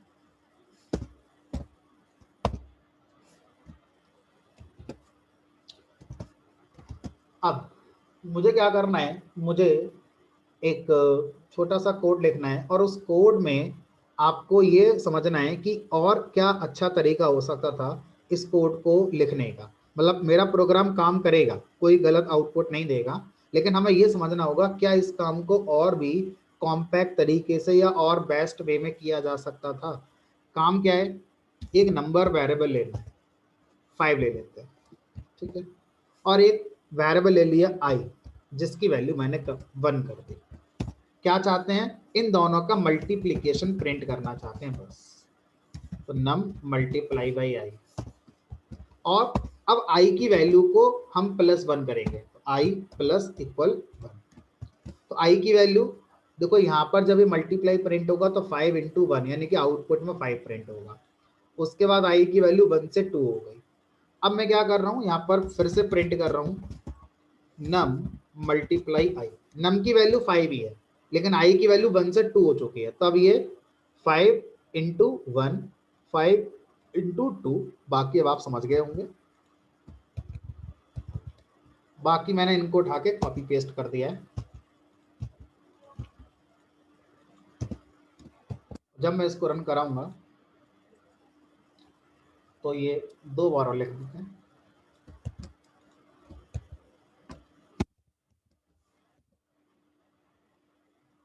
तो ये बन गया 5 का पहाड़ा, 5 की टेबल बन गई, 5 1 जा 5 5 2 जा 10 5 3 जा 15, 5 10 जा 15, ठीक है। अब हमें ये समझना है इस कोड में हम और अच्छा क्या कर सकते हैं। तो हमने सबसे पहले आइडेंटिफाई ये करा कि इस कोड में ये जो दो स्टेटमेंट हैं ये ऐसे स्टेटमेंट हैं जिनको बार बार आप लिख रहे हैं, बार बार मतलब रिपीट जिसको आप कर रहे हैं। कितनी बार रिपीट कर रहे हैं? 1 2 3 4 5 6 7 8 9, ये इतनी बार आप रिपीट कर रहे हैं। तो इसका कोई शॉर्टकट है? आंसर है yes. whenever you need to repeat single statement और एक ग्रुप ऑफ स्टेटमेंट्स, यहाँ पर ग्रुप है, दो का ग्रुप है ये, इन दोनों को मुझे बार बार लिखना है, रिपीट करना है। So for that repetition Python has given concept of loop. तो using the concept of loop you can reduce number of lines in this code. अगर आप लूप को सीख लेते हैं तो आपको इतना सारा कोड लिखने की जरूरत नहीं पड़ेगी और हो सकता है 3 या 4 लाइन से ही सेम आउटपुट आपका आ जाए। तो कॉन्सेप्ट है किसका? लूप का। लूप का मतलब होता है रिपीटेशन ऑफ स्टेटमेंट्स, चाहे वो एक स्टेटमेंट हो या एक से ज्यादा स्टेटमेंट्स का रिपीटेशन है। तो आपको बार बार लिखने की बजाय उनको लूप से कंट्रोल करना चाहिए। कोड कैसे लिखा जाएगा लूप का? In Python programming language, we are having two types of loop. First one is while loop, second one is for loop. Do while loop Python में नहीं होता। क्यों नहीं होता? क्योंकि अगर हम अपना एक्सपीरियंस देखें, हमने अगर कोई लैंग्वेज पढ़ी है C, C++, Java, .NET, इन चारों ने do while loop भी रखा हुआ है। हमने कितना यूज करा, कितना पढ़ा? अगर हमने अब तक C++, जावा के मिलाकर 500 प्रोग्राम्स बनाए मान लीजिए, तो मैं कह सकता हूं कि उन 500 में 5 प्रोग्राम भी ऐसे नहीं होंगे आपके जिसमें डू वाइल आपने लगाया होगा। जब भी आपको लूप की याद आती है सबसे पहले ब्रेन के अंदर पिक्चर बनती है फॉर लूप की। कोई कह दे तो वाइल लूप भी लगा लेंगे। डू वाइल से बचना चाहते हैं, पता नहीं क्यों ऐसा है, बट ऐसा है ना। तो ये सारी बात पाइथन के क्रिएटर्स जानते थे कि भाई प्रोग्रामर जो है वो डू वाइल से बचना चाह रहा है, वो नहीं लगाना चाहता डू वाइल, इसलिए उन्होंने डू वाइल के कॉन्सेप्ट को पाइथन में रखा ही नहीं। जो चीज आप पढ़ेंगे नहीं, यूज ही नहीं करेंगे, तो उसको रखकर फायदा क्या हुआ। सेम सिचुएशन थी कंडीशन के साथ, बताना रह गया। जब हम C, C++, जावा, .NET की बात करते हैं तो कंडीशन दो तरह से हमें बताई गई थी। एक इफ कंडीशन बताई गई थी और दूसरी कंडीशन बताई गई थी स्विच केस ब्रेक कंडीशन। और हमारा एक्सपीरियंस क्या था कि स्विच केस ब्रेक को तो हम तब यूज करते थे जब कोई कहता था हमसे, नहीं तो कंडीशन के नाम पर ब्रेन के अंदर क्या बनती थी पिक्चर, सिर्फ इफ एल्स की बनती थी। पाइथन ने क्या करा, स्विच केस ब्रेक कंडीशन को रखा ही नहीं अपने अंदर। जिसको आप पढ़ेंगे नहीं, यूज ही नहीं करेंगे, उसको रख के क्या फायदा। तो पाइथन में जब भी कंडीशन इंप्लीमेंट करनी होगी सिर्फ इफ कंडीशन के साथ ही इंप्लीमेंट होगी, और कोई तरीका नहीं है। इफ के साथ एल्स लगाइए, इफ के साथ एलिफ लगाइए, इंडिपेंडेंट इफ लगाइए, यही ऑप्शन है आपके पास। नेस्टेड इफ लगा लीजिए, ठीक है। लूपिंग की बात करेंगे तो लूपिंग के नाम पर दो ही लूप हैं, वाइल लूप, फॉर लूप, ठीक है। डू वाइल लूप जैसा कोई टॉपिक नहीं है। तो पहले समझते हैं कि वाइल लूप काम कैसे करता है, उसका सिंटैक्स क्या है, कैसे उसको लिखा जाता है, एग्जीक्यूशन उसका कैसे होता है, समझते हैं। उसके बाद यही प्रोग्राम दोबारा लिखेंगे वाइल लूप के साथ। तो वाइल लूप लिखने के लिए वाइल कीवर्ड की नीड होती है। वाइल एक कीवर्ड है, लोअर केस में लिखा जाएगा, वाइल लिख दिया। वाइल के बाद अब देखो, जब भी आप कंडीशन पाइथन में लिखेंगे, चाहे वो इफ के साथ हो चाहे वाइल के साथ हो, ब्रैकेट लगाने नहीं लगाने उसका कॉन्सेप्ट मैंने बता दिया। तो वाइल के साथ कंडीशन यूज होती है, जैसे इफ के साथ होती थी ना, इसी तरह से वाइल के साथ भी कंडीशन यूज होती है। हर वो स्टेटमेंट जो आप चाहते हैं कि कंडीशन के ट्रू होने पर चले, उसको वाइल के इंडेंटेड ब्लॉक में आप लिख देंगे, ठीक है। जितने चाहे उतने स्टेटमेंट्स आप यहाँ लिख सकते हैं। उसके बाद अगर कोई स्टेटमेंट्स है जो वाइल के बाहर लिखने हैं तो वो आप यहाँ पे लिख सकते हैं। अब इसका एग्जीक्यूशन कैसे होता है। वाइल लूप हमारा इन स्टेटमेंट्स को तब चलाता है जब ये कंडीशन ट्रू होती है। तो आप बोलेंगे सर इसमें और इफ में क्या फर्क है, अगर मैं यहाँ इफ लिख दूं तब भी तो आप यही पढ़ाएंगे मुझे कि इफ इन स्टेटमेंट्स को तब चलाता है जब ये कंडीशन ट्रू होती है। और यही मैं किस में पढ़ा रहा हूँ आपको, वाइल में ही पढ़ा रहा हूँ। तो दोनों में डिफरेंस क्या है?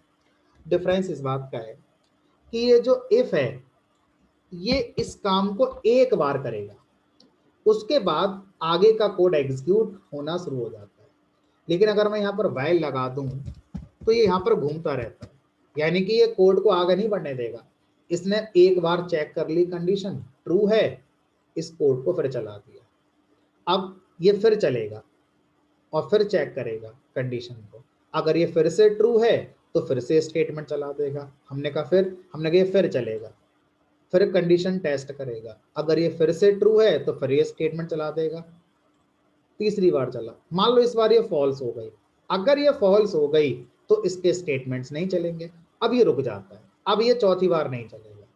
इसका मतलब ये हुआ कि व्हाइल लूप इस कंडीशन को ट्रू होने पर अंदर के स्टेटमेंट चलाता है और फिर नेक्स्ट टाइम हमारा एग्जीक्यूट होता है। अगर ये नेक्स्ट टाइम फॉल्स है तो लूप टर्मिनेट हो जाएगा और आगे के स्टेटमेंट चलेंगे जितने भी लिखे। और ये जितनी बार ट्रू देता जा रहा है हर बार ये लूप चलता रहेगा। अगर ये ट्रू देता रहे तो ये लूप कितनी बार चलेगा, इनफाइनाइट। तो while loop by default infinite repetition कर सकता है। अगर ये कंडीशन हर बार ट्रू होती रहेगी तो व्हाइल लूप कभी नहीं रुकेगा, इनफाइनाइटली चलता रहेगा। और अगर ये फॉल्स हो जाती है तब ये लूप के स्टेटमेंट रुकेंगे और आगे का कोड बनना शुरू हो जाएगा। लिखते हैं कुछ मीनिंगफुल कोड। मान लीजिए लिख दिया मैंने यहाँ पर व्हाइल 2 इज ग्रेटर देन 0 और मैंने यहाँ लिख दिया प्रिंट एप्पल और यहाँ लिख दिया मैंने प्रिंट वाइल। अब वाइल अपने स्टेटमेंट को चलाने से पहले इस कंडीशन को टेस्ट करेगा। अगर ये ट्रू आती है तो अपने स्टेटमेंट चला देगा। और 2 is greater then 0, yes mathematically सही है, पाइथन में भी सही है। प्रिंट हो गया एप्पल। अब क्या होगा, लूप है ये, फिर चलेगा, फिर टेस्ट करेगा।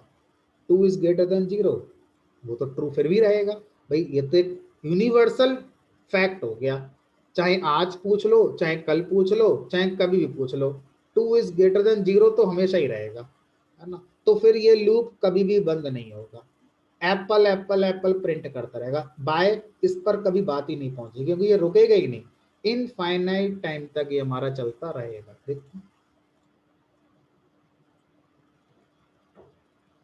अब रुकेगा कैसे, ये कंट्रोल सी प्रेस करना होगा, कंट्रोल सी, ठीक है। अब ऐसा हम नहीं चाहते, ये बिहेवियर हम नहीं चाहते लूप का। तो आप क्या करेंगे, इनमें से किसी एक को बनाएंगे वेरिएबल। चाहे तो इसको बना लो वेरिएबल, चाहे तो इसको बना लो वेरिएबल। किसी एक को आपको वेरिएबल कंसीडर करना होगा। तो मान लीजिए मैंने यहाँ पे लिख दिया आई और आई की वैल्यू मैंने 0 कर दी और जहां पर मैंने 0 लिखा है इसको मैंने बना दिया आई। अब देखो 2 इज ग्रेटर देन आई, आई की वैल्यू क्या है अभी, हमने कहा 0, तो ट्रू है, प्रिंट हो गया एप्पल। उसके बाद लूप दोबारा चला, 2 इज ग्रेटर देन आई, इस बार आई की वैल्यू क्या है, देखो दिमाग में 1 है लेकिन कोड में 1 नहीं है, कोड में 0 ही चल रही है क्योंकि मैंने कहीं भी आई की वैल्यू को चेंज नहीं किया है। तो आई अभी भी कैसा है, 0 ही है। तो 2 इज ग्रेटर देन 0 कंडीशन अभी भी ट्रू है, फिर एप्पल।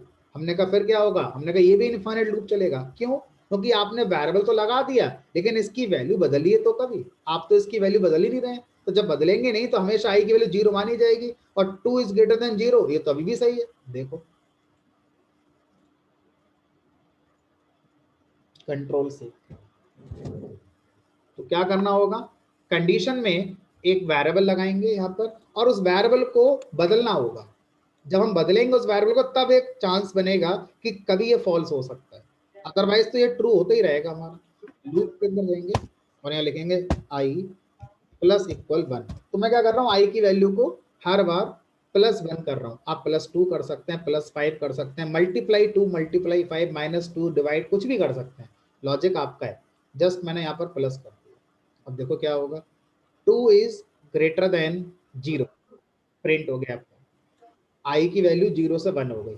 अगली बार जब कंडीशन टेस्ट होगी तो 2 इज ग्रेटर देन 1 पर टेस्ट होगी, क्योंकि आई की वैल्यू 1 हो चुकी है, अभी भी ट्रू है, एप्पल प्रिंट हो गया। आई की वैल्यू इस बार 2 हो गई, 2 इज ग्रेटर देन ट्रू, नहीं, 2 से ग्रेटर नहीं होता, क्या आएगी इस बार फॉल्स। जैसे ये फॉल्स आएगी लूप हमारा कंप्लीट हो जाएगा, और अब क्या होगा, लूप के बाद जो स्टेटमेंट लिखे थे वो एग्जीक्यूट होंगे, यानी कि बाय प्रिंट। बाय। ठीक है। अब अगर मैं यहाँ पर वही प्रोग्राम जो अभी मैंने नंबर वाला लिखा था 5 की टेबल वाला, अगर दोबारा से इंप्लीमेंट करूं तो देखो लॉजिक के साथ इंप्लीमेंट करते हैं, नम इक्वल टू 5, आई की वैल्यू मैं 0 नहीं लूंगा। सोचो मैं आई को वो मल्टीप्लीकेशन फैक्टर की तरह यूज करना चाह रहा हूँ, तो अगर मैं 0 लिखूंगा तो नम इंटू आई, तो ये तो 5 इंटू 0 हो जाएगा, ये मुझे नहीं चाहिए आउटपुट में, तो मैं यहाँ पर आई को 1 से लेके चलूंगा। ठीक है, और एक लूप लगाऊंगा, और सर एक बार फिर से ये वाला concept please, i equal to 1 कैसे आप डिसाइड करते हो और आई इक्वल टू 0 कैसे डिसाइड करते हो? यहाँ पर देखिए मेरे ब्रेन में लॉजिक है कि मैं लूप के अंदर स्टेटमेंट लिखूंगा प्रिंट ऑफ नम इंटू आई, क्योंकि नम की वैल्यू 5 है। ठीक है, अब अगर मैं आई की वैल्यू 0 लेकर चलता हूं तो पहली बार में ये क्या प्रिंट करेगा, 5 इंटू 0, यानी कि आउटपुट क्या दिखाई देगा, देखने वाले को 0 दिखाई देगा। बट मैं ये नहीं चाहता, मैं चाहता हूं आउटपुट आना चाहिए पहली बार में 5 इंटू 1 दैट इज 5 आना चाहिए। तो इसका मतलब आई की शुरुआत कहां से होनी चाहिए, मेरे 1 से होनी चाहिए इस बार, इसलिए मैंने आई को 1 से शुरू कर दिया। ठीक है, अब आई की वैल्यू नम इंटू 1, फिर आई की वैल्यू को चेंज करना है, आई प्लस इक्वल 1। अगली बार चले तो नम इंटू 2, नम इंटू 3, नम इंटू 4, लेकिन कब तक, आई की वैल्यू कहां तक होनी चाहिए हमारी, है 10 तक। क्या लिखेंगे यहाँ पर, while i is less than equal to,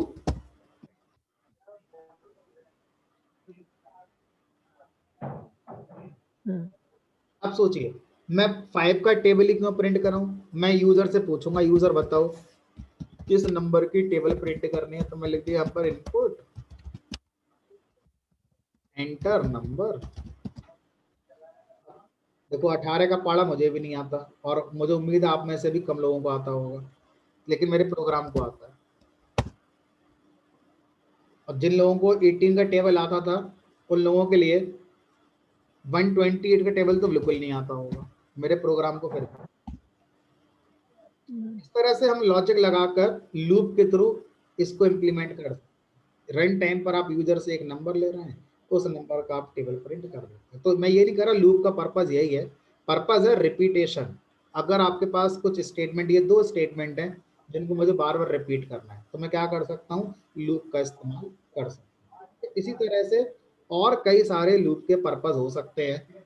जैसे एक पर्पज क्या हो सकता है लूप का मेरा, मान लीजिए मैं कोई भी एक फाइल है, फाइल से मैं कुछ इनपुट करना चाह रहा हूँ, ये 1 लाइन 2 3 4 5। अब एक लाइन अगर मैं पढ़ता हूँ तो मुझे मान लीजिए रीड फंक्शन लिखना पड़ रहा है या इनपुट फंक्शन लिखना पड़ रहा है, मान लीजिए अभी के लिए, तो मुझे 5 लाइन पढ़नी है यूजर से, तो 5 बार इनपुट फंक्शन पढ़ना होगा, क्योंकि इनपुट फंक्शन एक बार में 1 लाइन पढ़ता है बस। अब बाकी 4 लाइन ही पढ़नी है यूजर से, तो फिर 4 बार और लिखना पड़ेगा इनपुट फंक्शन। तो आप क्या कर सकते हैं, इनपुट फंक्शन को फॉर या व्हाइल लूप के अंदर यूज कर सकते हैं। ठीक है, तो कब जब भी आपको रिपीटेशन की जरूरत पड़ेगी, हमेशा आप क्या करने वाले हैं, व्हाइल लूप को यूज। चलो ठीक है, एक और लॉजिक लगाते हैं और प्रैक्टिस हो जाएगी व्हाइल लूप पर हमारी।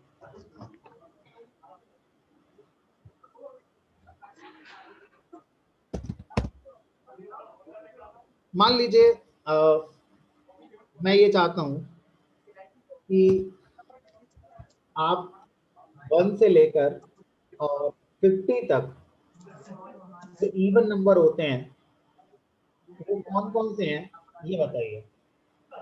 तो कैसे आप पता करेंगे 1 से 50 तक, तो देखो कैसे करते हैं।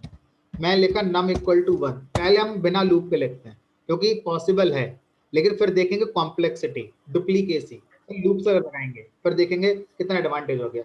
मुझे बताओ num की वैल्यू 1 है तो वो इवन है या ऑड? तो इवन ऑड का लॉजिक तो यही होता है, if num modulus 2 equal to 0, आप यहाँ प्रिंट करेंगे इवन, एल्स यहाँ प्रिंट करेंगे ऑड। जब रन कराएंगे तो 1 के बारे में प्रिंट हो जाएगा 1 ऑड है। अब इसी प्रोग्राम में मुझे 2 के लिए भी चेक करना है और 1 के लिए भी चेक करना है, तो यहाँ 2 मत कर देना, मुझे 1 के लिए भी चेक करना है, 2 के लिए भी चेक करना है। तो मैंने इसको कॉपी पेस्ट कर दिया, क्या कर दिया, तो ये बताएगा 1 और ये बताएगा 2। तो यहाँ पर मैं एक काम करता हूँ, नंबर भी लिख देता हूँ ऑन इवन है।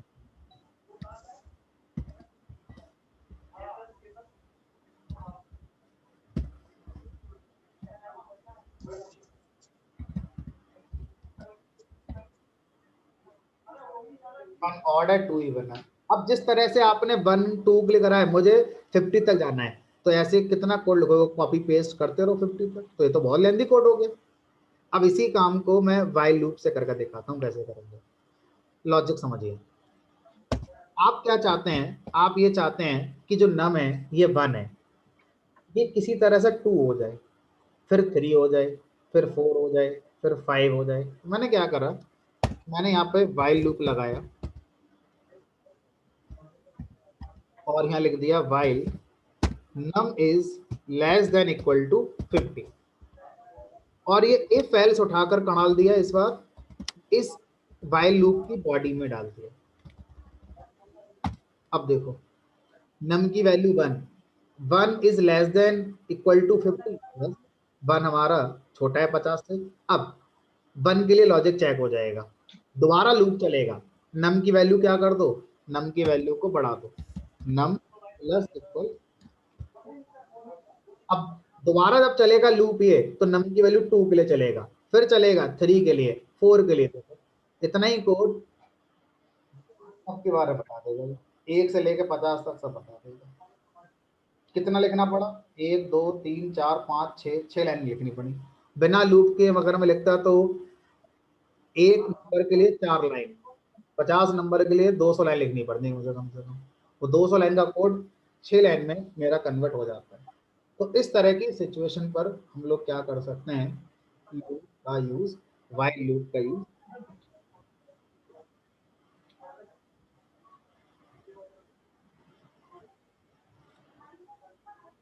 व्हाइल लूप के साथ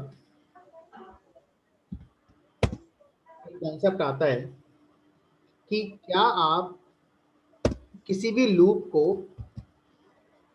कंडीशन फॉल्स होने से पहले बंद कर सकते हैं। जैसे अगर मैं लिखूं i इक्वल टू 1 और यहाँ लिख दिया मैंने व्हाइल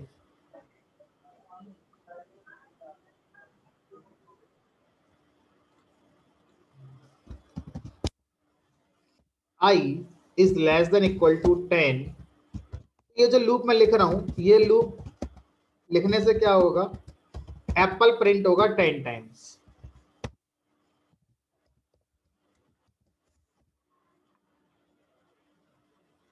ठीक है, क्योंकि जब i की वैल्यू 11 रही होगी तो ये फॉल्स हो गया होगा।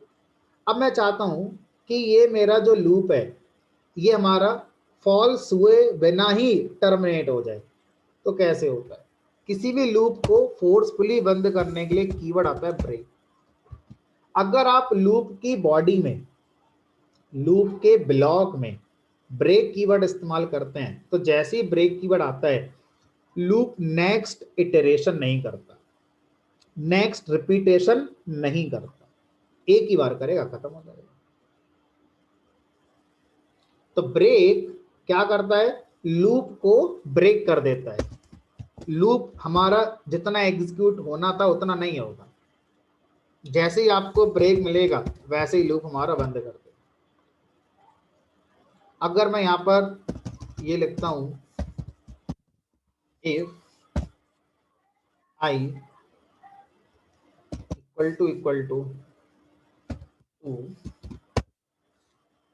10 ब्रेक, यानी कि इस बार मैंने लूप के अंदर इफ लगा दिया। तो बताना चाहेंगे जरा कि इस बार आउटपुट क्या आएगा, एप्पल कितने टाइम प्रिंट होगा, बताइए आयुष।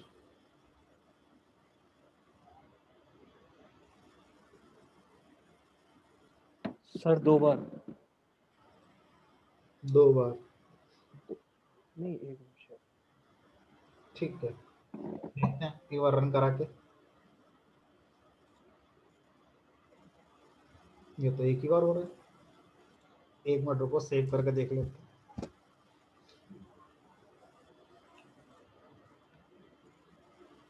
ऐसा इसलिए हो रहा है क्योंकि आई को मैंने कहां से इनिशियलाइज किया है, 1 से, और जब 1 हुआ एप्पल प्रिंट हो गया, और यहां से आई की वैल्यू 1 से क्या हो गई, अब 1 से 2 हो गई। अब जब 2 हो गई तो कंडीशन ट्रू हो गई यहाँ पर, और क्या हो गया, लूप हमारा टर्मिनेट हो गया, यानी कि हमारे एक बार चल पाया, क्योंकि आई की वैल्यू जब यहाँ पर पहुंच रही है पहली इटरेशन पर लूप के, तो वो 2 होकर पहुंच रही है। अगर मैं यहाँ 0 लिख दूंगा तो आपका आंसर सही था।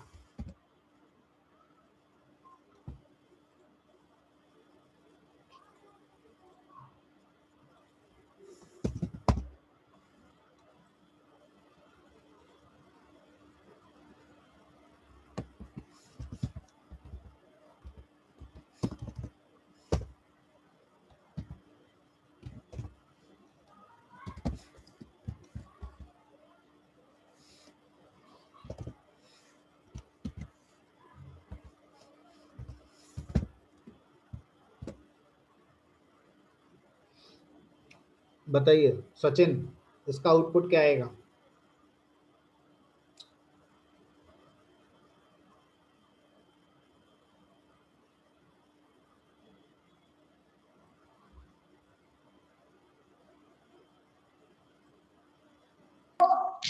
तीन बार एप्पल प्रिंट होगा। 3 टाइम्स एप्पल प्रिंट होगा, देख लेते हैं।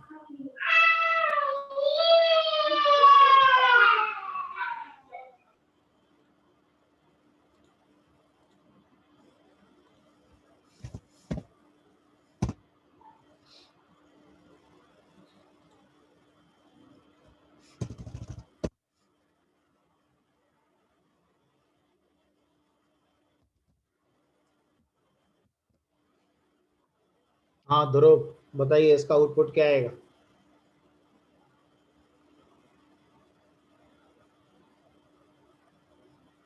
सर शायद से एरर हो जाएगा। एरर हो जाएगा सर शायद से। एरर, क्या वजह हो सकती है एरर आने की, मतलब कैसे आपने सोचा एरर आ सकती है। सर क्योंकि वहाँ पे ऐड हो रहा है, और ऐड जब होते रहेगा तो -10 आ नहीं सकता। नहीं, I am writing this -10 in place of while condition. So the thing is it possible or not? Can we write any value in place of while condition? If के जैसे हम करते थे, if में क्या कंडीशन की जगह पर वैल्यू लिख सकते थे, आंसर इज यस। और जब वैल्यू लिखते थे तो इंटरप्रिटेशन क्या होता था, वही इंटरप्रिटेशन यहाँ भी होता। तो ये बताओ ये क्या रिप्रेजेंट कर रहा है, ट्रू या फॉल्स, क्या या एरर। Sir true. ट्रू। अब बताओ उसके हिसाब से आउटपुट।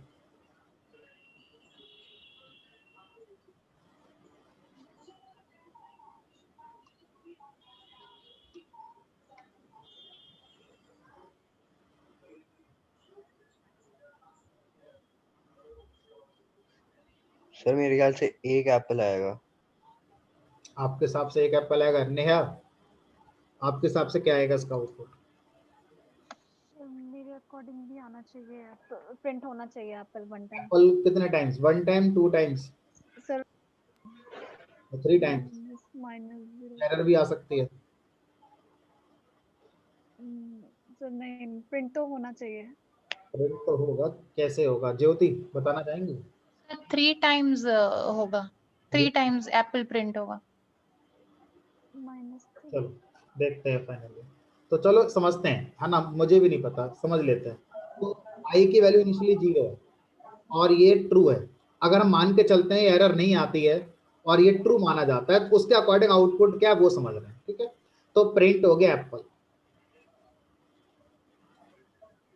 आई की वैल्यू 0 है और आई की नई वैल्यू हो गई 0 + 10, यानी कि अब आई की वैल्यू 10 हो गई। 10 is greater than 25, false. False मतलब ये नहीं चलेगा, कोई बात नहीं, लूप दोबारा चला और ये फिर ट्रू माना जाएगा, ठीक है। और एप्पल फिर प्रिंट हो गया।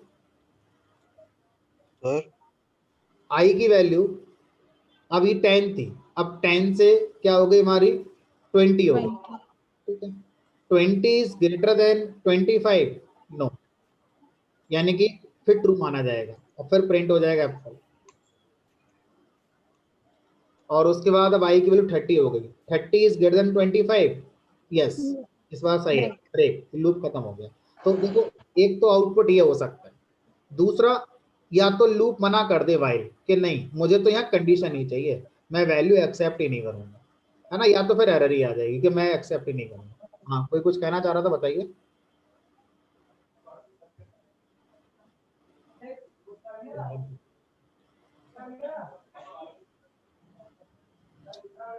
यानी कि वाइल में अगर मैं यहाँ कंडीशन नहीं लिखता हूँ, कोई वैल्यू लिखता हूँ, तो वो उसी तरह से इंटरप्रेट करनी है जिस तरह से इफ की कंडीशन को हम लोग इंटरप्रेट करते थे, ठीक है।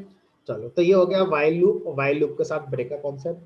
आज की क्लास हम इतने ही रखेंगे, नेक्स्ट क्लास कल मिलेंगे 5:30, और जो सेकंड लूप है डेट इज फॉर लूप, उसकी बात करें। तो सब लोगों की ईमेल आईडी मेरे पास है, जिसकी नहीं है मुझे चैट बॉक्स में दे दे।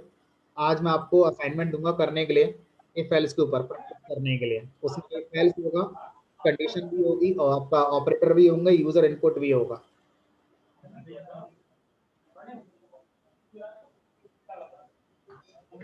ये आपको असाइनमेंट करना है प्रैक्टिस करने के लिए, घर पे बिजी रहने के लिए। ध्यान रखना, जब आप कहीं बैठ के कोड बना रहे होगे, कहीं जॉब कर रहे होगे, तो कोई आपसे ये नहीं बोलेगा आके ये वेरिएबल का नाम रख लो और ये एक लूप लगा लो और एक कंडीशन लगा लो, नहीं। आपको क्लाइंट ऐसे लिख कर दे के जाएगा, ये तो मैंने फिर भी बहुत टेक्निकल कर दिया है, वो अपनी भाषा लेमैन में लिख कर जाता है कि मेरी ये प्रॉब्लम है, इसका कोड। अब आपको समझना है उसमें वेरिएबल है नहीं है, लूप लगना है नहीं लगना है, कंडीशन कहाँ लगनी है, इनपुट आना है नहीं आना है, तो आपको इस तरह से पढ़ने के बाद कोड लिखना होता है। तो ये आपको 4 से 5 क्वेश्चन करने को दे रहा हूँ, इवन 6 क्वेश्चन है ये करने के लिए, ठीक है। ये ये सारे मेल कर रहे हैं ना सर आप? मैं मेल, जो मेरे पास ईमेल आईडी आप लोगों की है, एक बार मैं आपको दिखा देता हूँ, आप चेक कर लीजिए सब लोग, जिसकी नहीं है वो मुझे अभी चैट पर शेयर कर दे। 5:30 to 7 वीकेंड ये है। 1 2 3 4 5 6 7 8 9 10, ऐसे कैसे होता है? 11 लोगों की ईमेल आईडी कैसे है मेरे पास? हैं तो 8 ही लोग अभी।